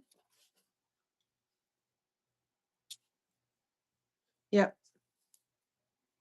So I'm thinking, and I don't know what you all think, because we do have I would love to have it in the group for the Lighthouse Beacons. I'd love to have it in there. But if we would like to start a Facebook group, and I very well may, and believe it or not, you can go into crochet and there's tons of Facebook groups for crochet. There's not a lot for this yet because it is so new. It's not, it's something that is coming up. You can tell that for sure. But if we wanted to start like a group on Facebook for this, because I want to see you guys doing this. Like, I want to see what you're going to do with this art. Those that are going to do it. And I'd love to be able to see that. I think that's going to be fine. I tucked it. You're not going to see this back part. But it will help it'll keep it taut in the back. And so I'm not too worried about, it's going to keep those pieces stretched real good. You say, well, you didn't get this part. You're not going to see that part. I'm going to cover it up. I'm loving it. Oh, I'm loving it. Am I doing better than I did last time? You'll join? Yeah, I'm thinking of starting a group. What do you think? Do you think I'm doing better than I did my first time? I'm seeing improvements in the ones I'm doing. I think it's the tools for sure. I think it's the seam ripper is so much easier. I mean, my hands were so sore because I was trying to grip something. This is so much easier because it's like a pencil. You're not, that's okay. I was just thinking the people that are on Facebook. If not, and you want to email us pictures of your work, please do. And if you want us to put it on the community tab, we certainly will. I have no problem doing that too. I want to see absolutely people's work, but I did find that there was not a lot of groups. When you go on Facebook on this shit because it's just so new. But believe it or not, it's over in the wagon. I still have more ironing to do. Ugh, still have more ironing with that fabric to do.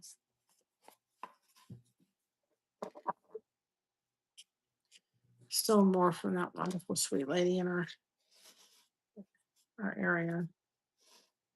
Get there.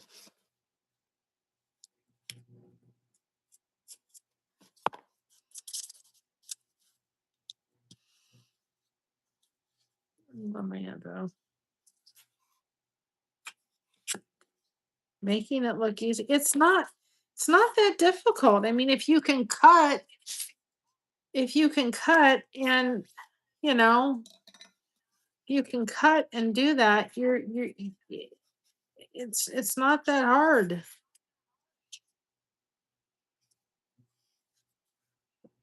And like I said, you're going to get it's going to take time. This is not something that I mean, I'm doing this. I'm learning things. Oh, I need to do this and I need to do it this way and I need to do it that way. So, I'm learning things as I'm doing it. Hopefully, I'm passing the technique off to you, but just get the thing and just do it. And just start it's not that it's really not that hard.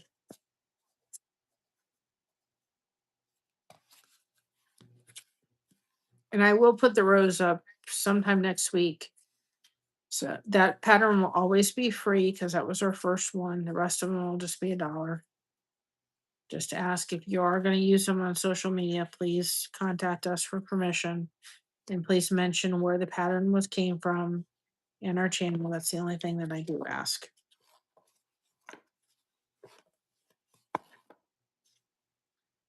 So I can see possibly getting to the point where maybe we're doing kits because I can see where if you feel like, you know what, I don't want to go out, buy the foam, cut the foam, do all this and cut the pattern. I just want to be able to have the pattern, have a seam ripper and go at it. I could see where people would absolutely not want to deal with it. They'd just be like, okay, I just want the project and I just want to be ready. I don't want to have to do all the prep work. You have a beach scene right. I cannot wait. You'll have to email it to me. I cannot wait to see that.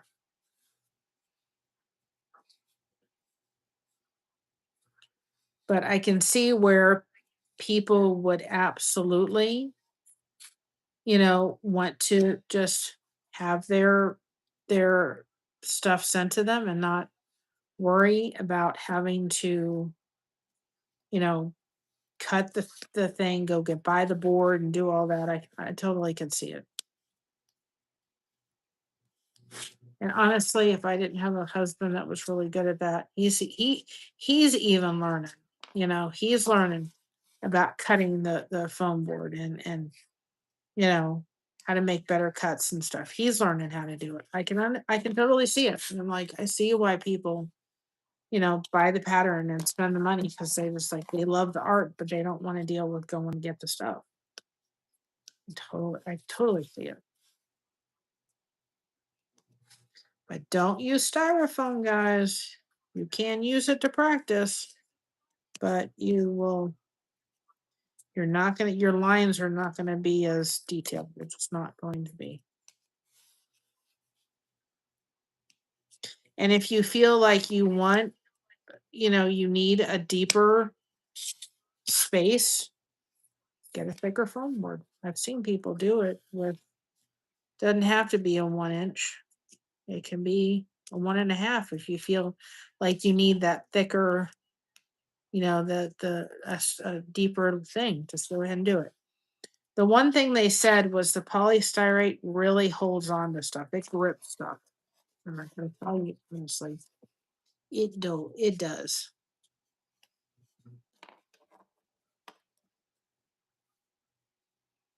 Mhm. But I can see. I thought, because to my brain, I was like, why would anybody do that? Why would you need to? And I'm like, now that I've done it myself, I'm like, yeah, I can totally understand it, because there's people that may not want the prep work for it. They just want to have the project at home. They don't want to do it. They just like, give me the fabric, give me the thing. I just want to do the art form. Totally get it. 100%. In a way, I didn't get it before.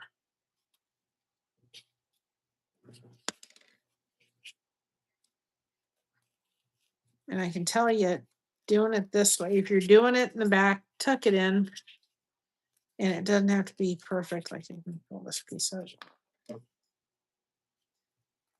I don't care if that phrase, you're not going to see it when I get done with it. But take it, and if you're doing it this way, just tuck it in. Doesn't have to be perfect on the side, but then I can tell you that by doing that, you're keeping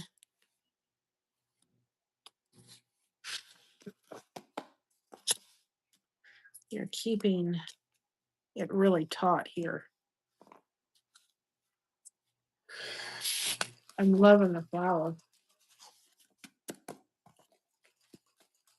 My juice. And then one thing I would recommend is when you're sitting here doing this, take a moment, take breaks in between, do some stretches, take your neck and go like this and then go like this, move around. Don't sit here hydro focusing on this. It's real easy to do. And then you're going to be like, oh my goodness gracious. This is blueberry, kale, apple, pineapple, and watermelon. And let me tell you guys, the watermelon cubes,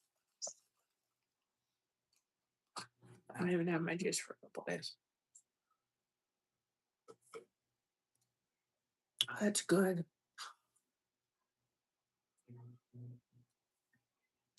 I'm slowly getting Josh on the juice.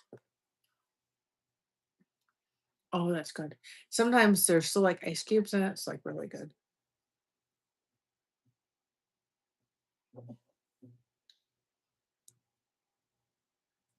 Still good.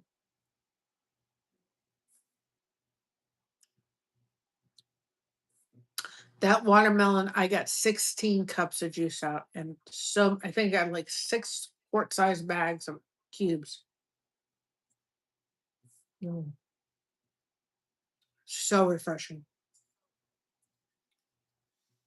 I like the kale better than the spinach.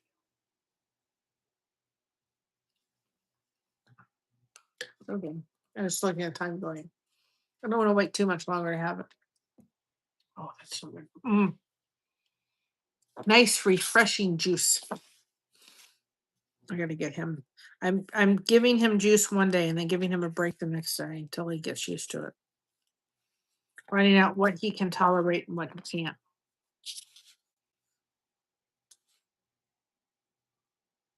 What I do with my juice is we have the juicer. The best thing for us is, because we get our majority of our funds to get our food stuff on the 6th of every month. So unfortunately, that means that that's when I have to utilize it. So what I do is we get our juice stuff and we juice it, and I've got to put some more shorts up, and then I put them in ice cubes. And that means that I have the juice, then that's good. And before we came live, I put in a cube of kale and apple, 3 cubes, ice cube of watermelon, uh, 2 cubes of pineapple, and a little cube of blueberry. And so that way I've got blueberry in there, I've got apple, I've got pineapple, I've got watermelon, I've got kale, I've got spinach. We had some leftover vegetables that were kind of needing to be taken, they weren't all going to be eaten, and they were tomato, broccoli, carrot, something else. I can't remember what else. Celery. Put those in the juicer and made a whole ice cubes of those so I can put those in. Excuse me, I beat some of the thing, which I have had to do a little bit at a time to get used to that. Because the first time I did the beets, my stomach was not. It takes some time to get used to the beets. So that's the way I do our juice. Is I put everything in ice cubes, and then I take it out, and I in the morning for him I take it out, and I just give him a little cup of whatever I feel like I want him to have that day, and then that's just and that's the best way I have found out for us to juice, just because of the way. And I think too, I can tell you that with the busyness of everybody's life, I think you tend to kind of be in a position where you get busy. And then a lot of people, when I first started talking about doing it in the ice cube form, they were like, oh, that's like that's a great idea, because a lot of people said in comments, I need to get back to juicing, but I was getting lazy about it. And it does take time. I mean, when I'm juicing stuff, depending on what I'm juicing, sometimes it can take a while to get it, prep it, do the whole thing. And I have oranges too. Um, and that way, if it's in the ice cube form, I don't have to think about it. I just put in what ice cubes I want, and then I make myself a juice, and the prep work's done. I'm not having to haul the machine out, get the things ready. And we have a cold press, so the neck of it's pretty full. I mean, I don't have to do a lot of chopping, but I still have to do it. And I can't do it depending on my day, depending on what I'm going through, depending on how much pain I'm in. I can't do a lot of it if I'm really struggling that day. And so I need to be able to have it ready to go and just be able to go, okay, we can put it together today. So that's what we do. We do a lot of ours. We put them in ice cubes. I have popsicles in there of watermelon. Oh, those are so good. If I want something, but I don't want to have something sugary. I did have cake the other day. I did get my cake. Um, and this way I can have a popsicle of watermelon juice. And it's so refreshing. It was so good. It's sweet, but it's very hydrating for you. So that's what I have found is my secret to juicing. Is put everything in ice cubes. And then too, you're shopping when the sale is happening, not when, oh, I need to get this for juice. You buy the vegetables that are on sale. You buy the fruit that's on sale. You get to do it. And we didn't have enough for me to go down to that market I wanted to go down to. But then you get to shop when the sales are on, not when you need some. And I go to what's on sale, not necessarily, what's in season and what's on sale. And then that way, by putting it in ice cube form, I can do it exactly how I need it. So that's my secret. Put them in ice cubes, get things on sale. You will find yourself in a much better position, and you'll find out that you actually keep the juice going because you're doing it and you're doing it, and then you can just go, okay. Like I wouldn't have time. I wouldn't have had time today to. Yes. Another thing too, cold press juicing, you have about 3 days. I don't care how good I am. I couldn't have drinking 16 cups. And Josh is allergic to watermelon. My mother and I could not have had 16 cups of juice, of 16 cups of watermelon juice. There is no way. There's just it wouldn't have happened. So if I had it in the ice cube form, then I was able and freeze it. Then I was able to do it like I needed it to be done, and having it when I'm ready to have it, instead of having myself kind of in a position where I'm like, I have 16 cups of watermelon juice and I've got to finish this in 3 days. Your other juice, if it's not a cold press juicer, is going to last you about 2 weeks. Not 2 weeks, I'm sorry, 24 hours before it's going to go bad. So cold press is better because it is not in a position where the cold press is not heating up the juice.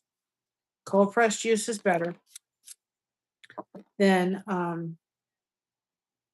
I would say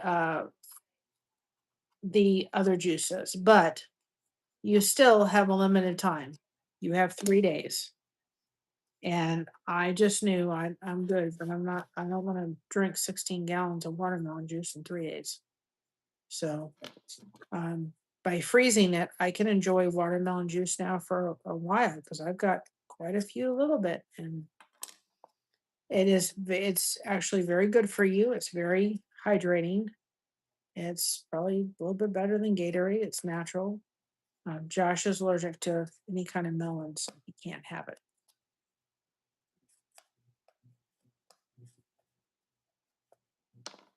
I'm just trying to. There's a part that's just not sitting the way I want it to, so I'm kind of having to angle it, make it look clean like I want it to. That's better. There you go. You're gonna cooperate with me, aren't you? Just have to be gentle. Gentle and patient wins the race.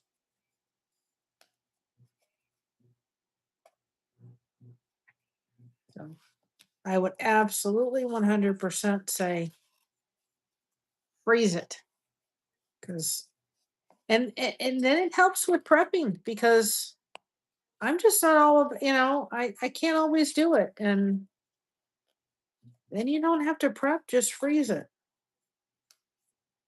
And then too, another great thing about being able to freeze it is then you're able to put it in there. And then if you want to flavor, like if I wanted water and I wanted to flavor the water, I can put a watermelon cube in my water, and it's delicious. So absolutely freeze it. I am loving that way that looks. Loving it. Absolutely loving it.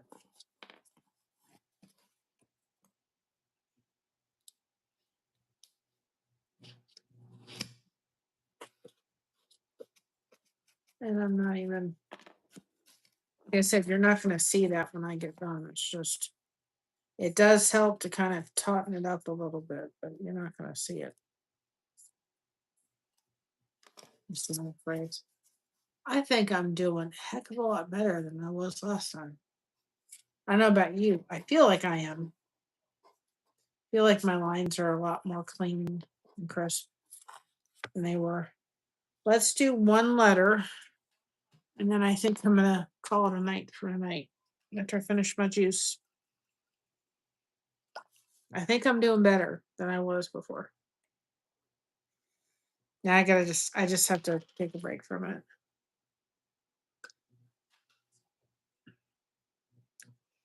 There was one day I didn't want to have a lot of juice. I just took an apple cube and I put it in water, and it was delicious.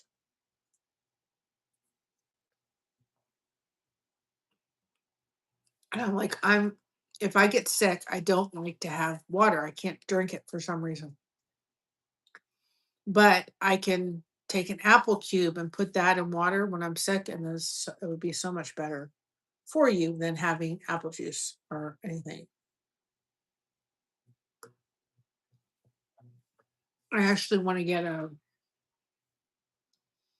like I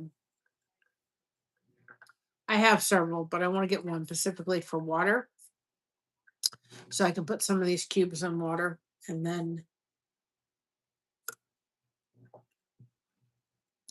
I can flavor my water because I'm not one that drinks water easily. I don't. But it's hard to get the ice cubes in here.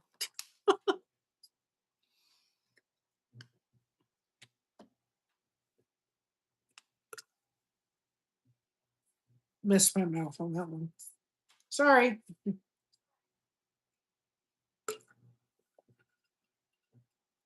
It's okay.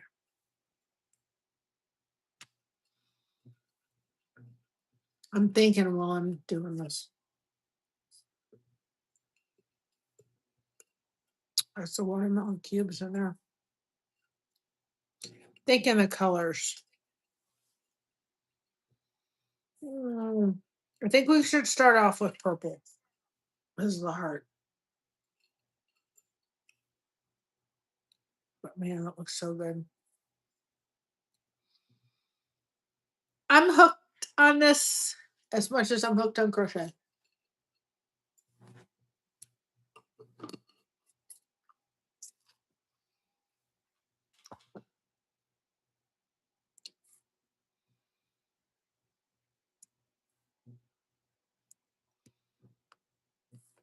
On a watermelon, I'd use both.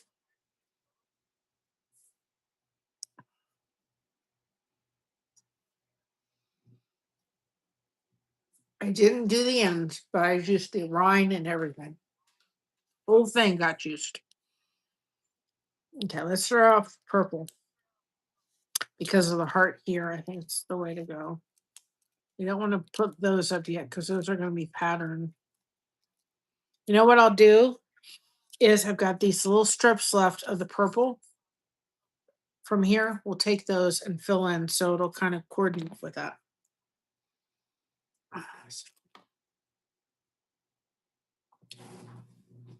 Now here's the question.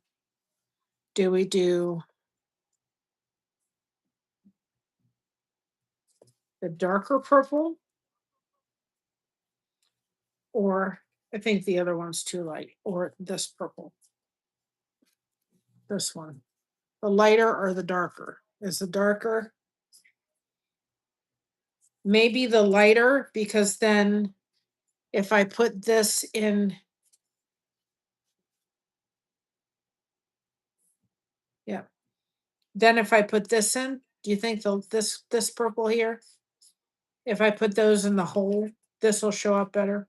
Or this, the lighter? It's one thing. Hi, Peyton.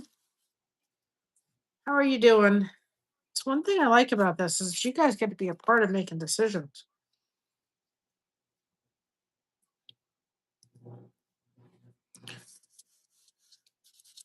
You can help me make decisions. It's not all up to me. I gotta get fabric scissors, but that's down the road.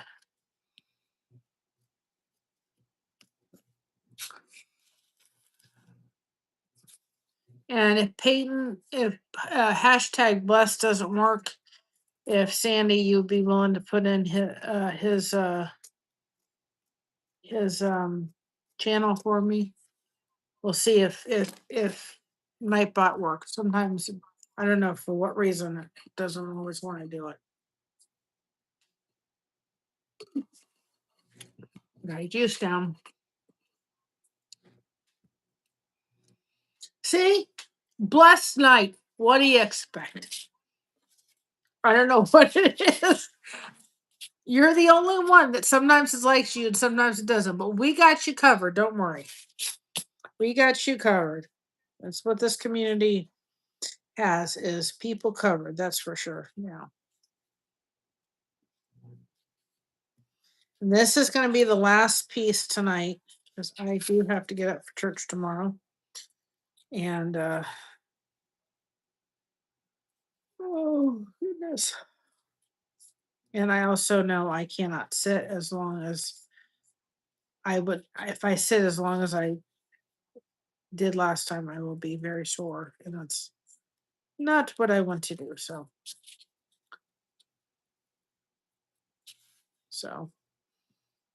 I had to go pick out my church outfit tomorrow. I don't quite what I want to wear yet. I can put that.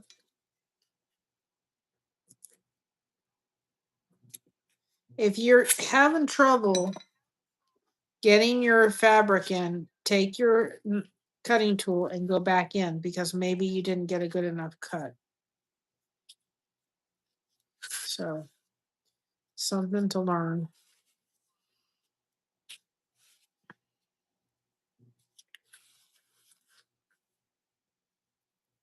But we'll be back at this. Who knows? Maybe tomorrow we'll do it again because maybe we'll see how I feel. Maybe a hard day for me tomorrow, and maybe it'll be good to be with my community tomorrow night.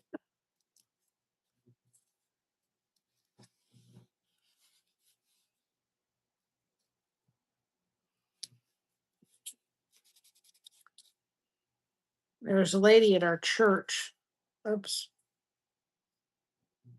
This is going to be interesting. I didn't think of that, did I? I have to figure out where the line. I have to figure where that is. Okay, well, here we're going to do this. They don't bring up things with, but I may. Okay, here it is. All right, I got a dot there. I just realized that. I don't want to do it in two different places. So this is going to be an interesting thing.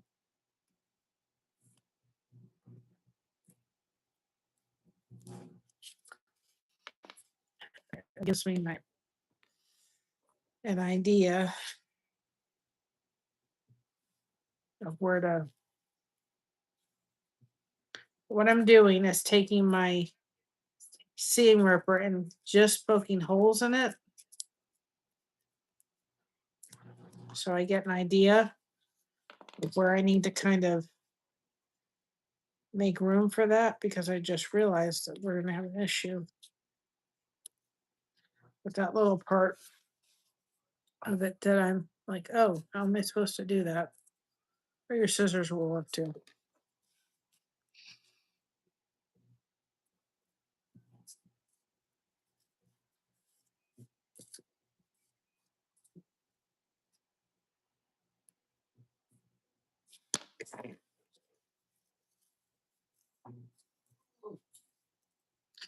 Now that I kind of have an idea, I'm going to take this up.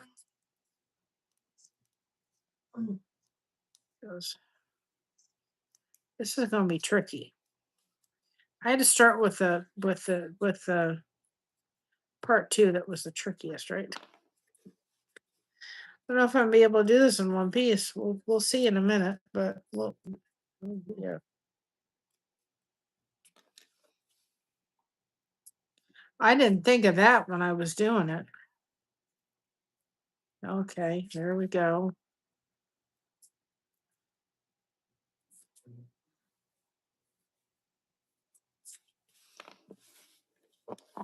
I have to take this piece up again. We'll see in a minute. I didn't think of that. Thank God there's only one of those, but or there's two. There's one over there, but that's bigger than this part here.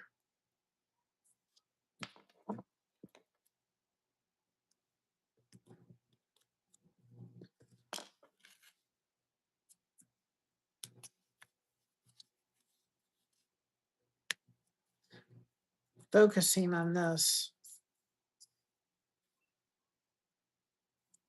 Okay.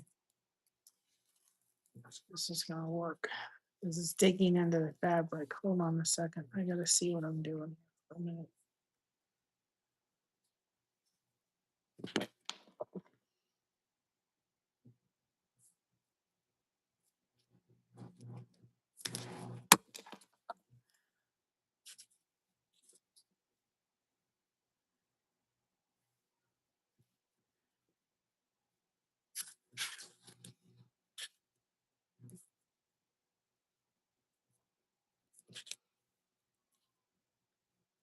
I only got it, I think. It may not be perfect. I think I got the first one. It's just working it slowly. Hi, Jackie. We're working on another project. Of course, I didn't figure this part out, did I? Oh my goodness, am I destroying this part? Oh, I don't know if I'm gonna get it working like I need it to.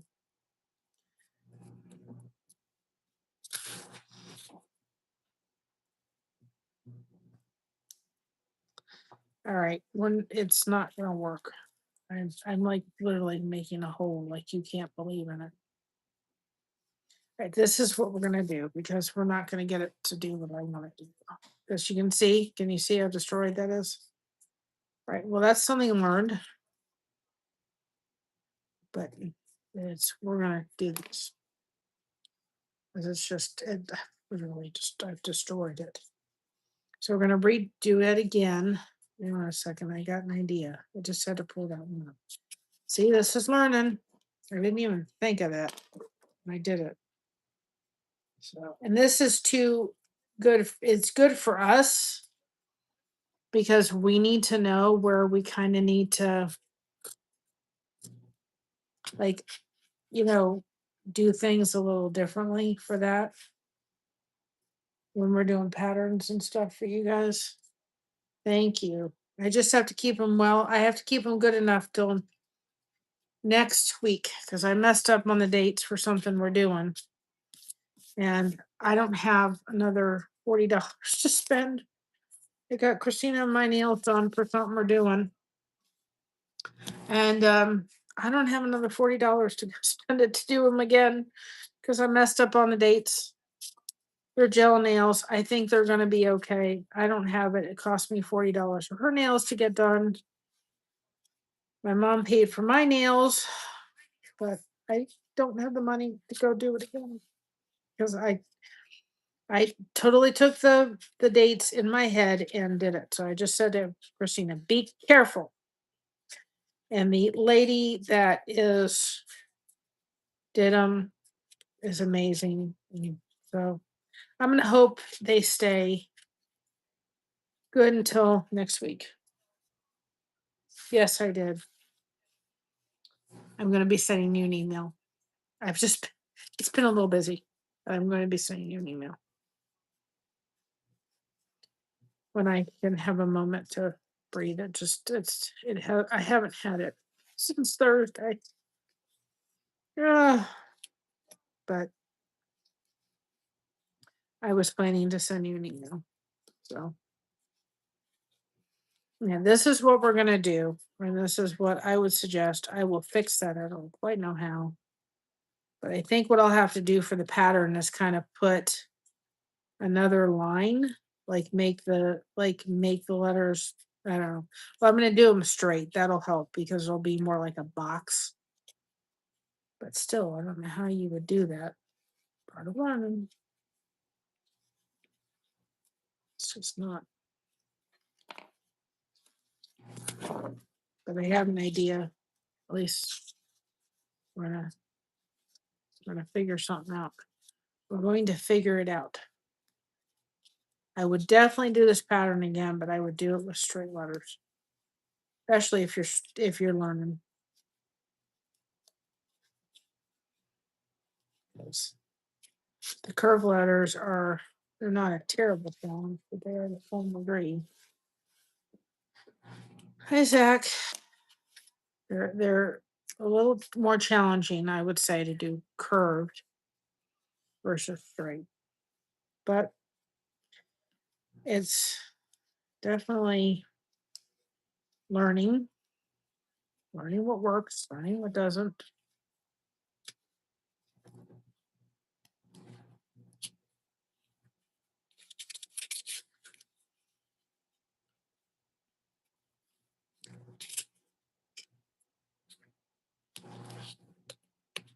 As long as we can notice it's a B, we're doing pretty good, right?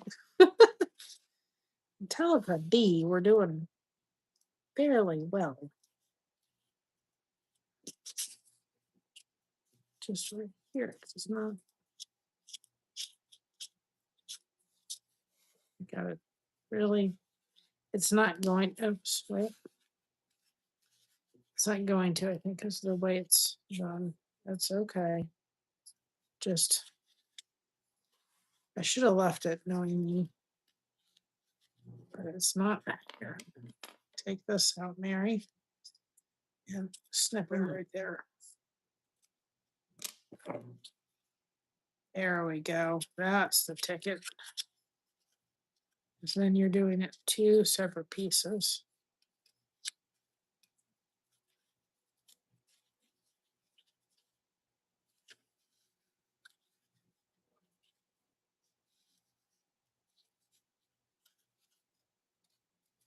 So if you need to, with some of this, do it here too, is take your fabric and snip it a little bit, because that will help to kind of not make it so that it's giving, it can be taut a little bit more. Or trying to get it taut, I guess I should say.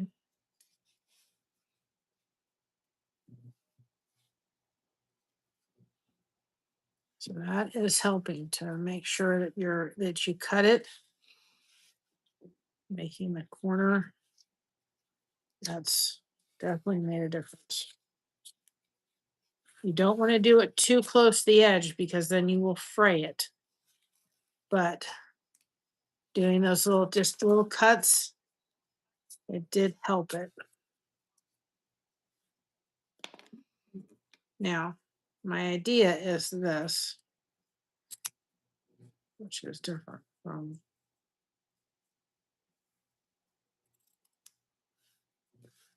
this is an idea, which means I'm gonna get up in a minute because I gotta go get the glue.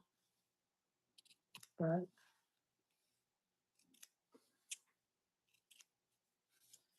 listen, we're making lemons out of lemonade.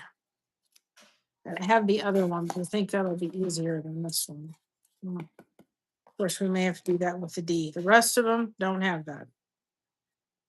I would definitely, I didn't think of that when I was doing it.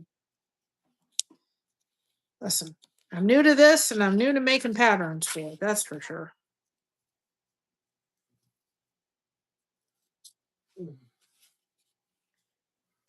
Josh, do you see in the cart, do you see a Hobby Lobby bag in there or no?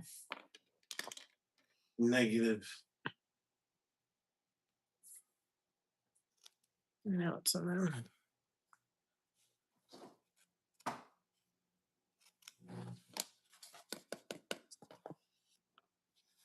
Yes. Last piece. Y'all are keeping me on that realm, or I'm gonna be here all night. It is so easy to do, though. You wouldn't think it would be, but you get started going, oh, just one more piece. And I'm the same way with my crochet. I'm the same way with my diamond thing. Oh, I just want to see what this looks like, which we got to finish Elvis at one point. We got to finish Elvis. Okay.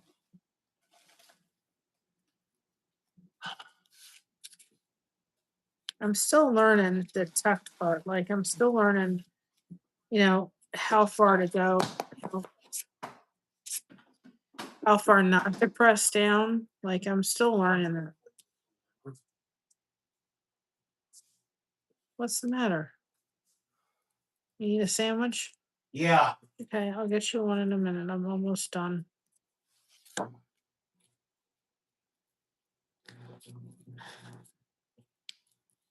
How far not to press and how far to press down. And those are all techniques to just learn. It's pretty doing it. So this is my idea. I'm going to say,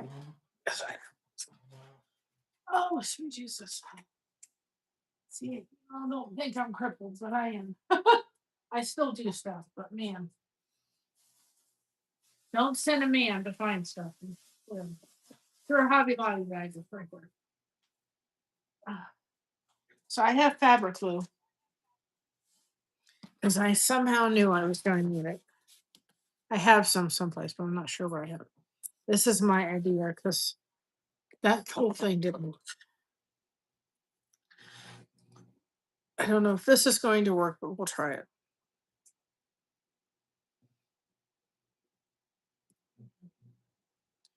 Nope. It's this way.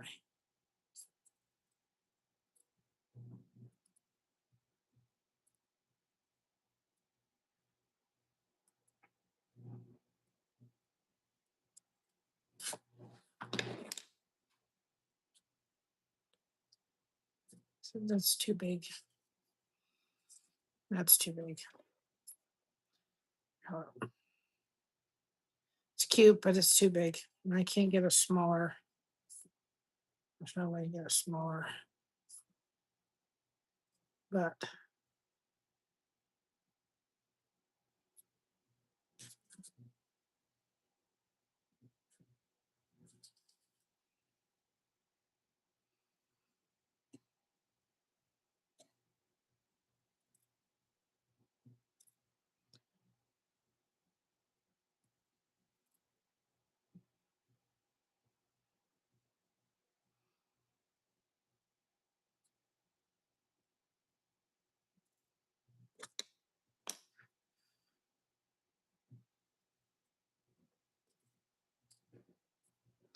what do you think?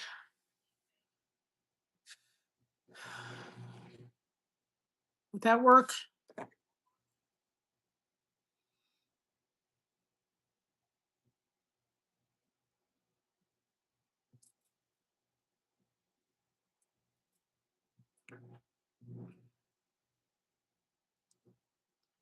It's certainly easier than trying to do the darn thing I was trying to do a minute ago.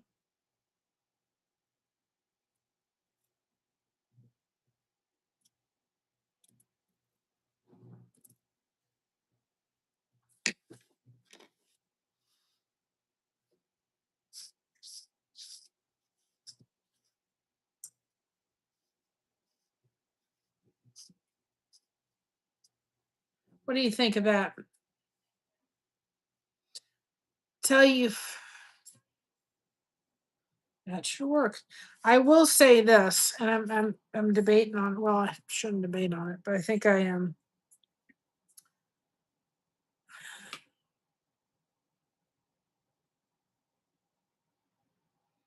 I would say with the bee, and Chat GPT did this, so just is what it is. But the bee needs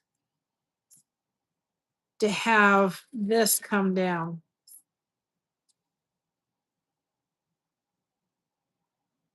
Needs a it just looks too, it's supposed to be a bubble letter, but it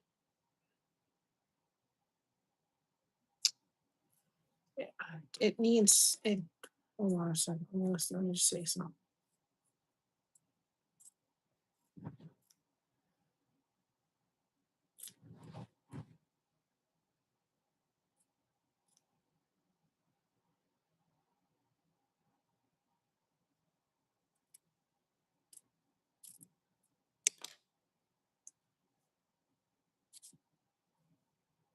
Mm-mm.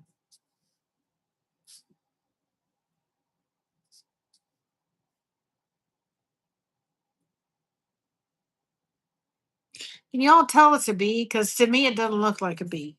Does it look like a bee to you all?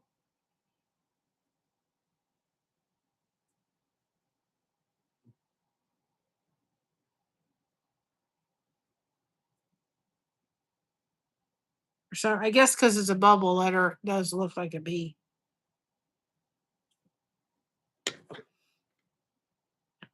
It just didn't look like a bee to me. But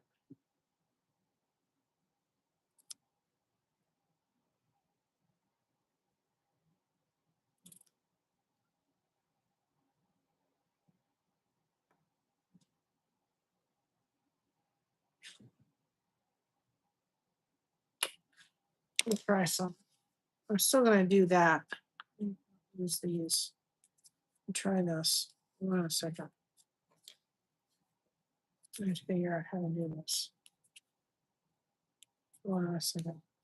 This will probably make it look like a bee. which will look different than the rest of the letters, but I can't help it. It doesn't look like it either way it is. Would you come out of here? Come on. Come on.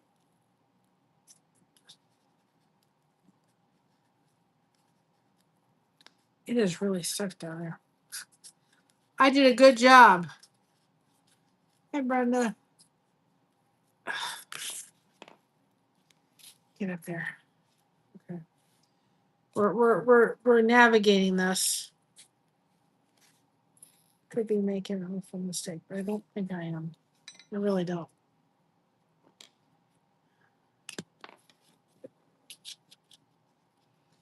We're just trying to deal with a situation I didn't anticipate when I did this pattern, but it's something I will be learning. Actually, when we do it, it's to work here. All right.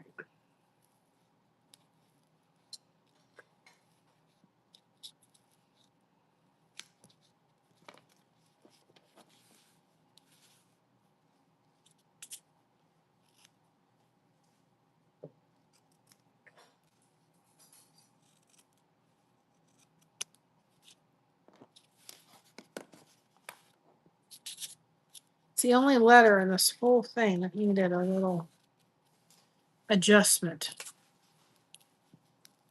Of course, it's making it hard because I've destroyed it. Kind of destroyed the phone doing all that I've done, but we'll make it work.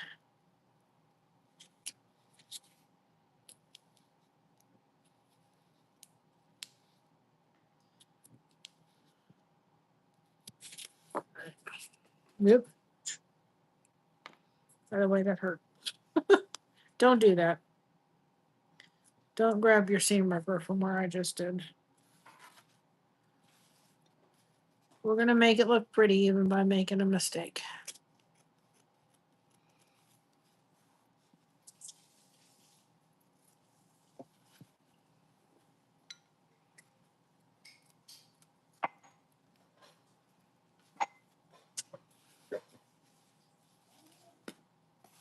I will not be doing bubble letters.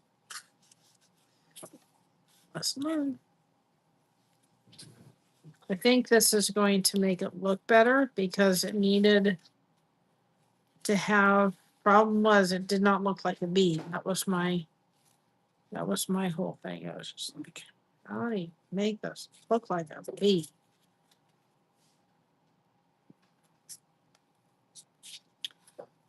The problem was it didn't look like a bee. Kind of destroyed the part there, but we're gonna make it fly. It's part of learning. Part of learning.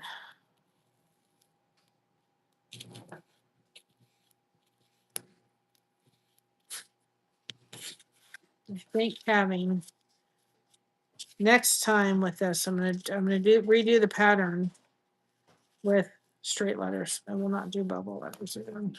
But if I probably every pattern I do, I will do it myself and find out, oh, I need to change this. I know I need to change that. I know I should change this. And it's kind of like, you're your own tester when it comes to crochet. Where they test patterns with crochet because the testers find out where you need to make your corrections out. I already figured out, okay. I like the bubble letters, but it's not impossible to do, it's just harder to do.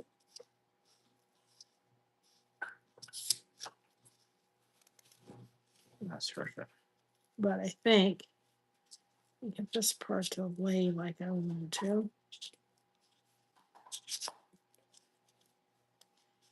Problem solving 101. Okay, put that there. There we go. Now I think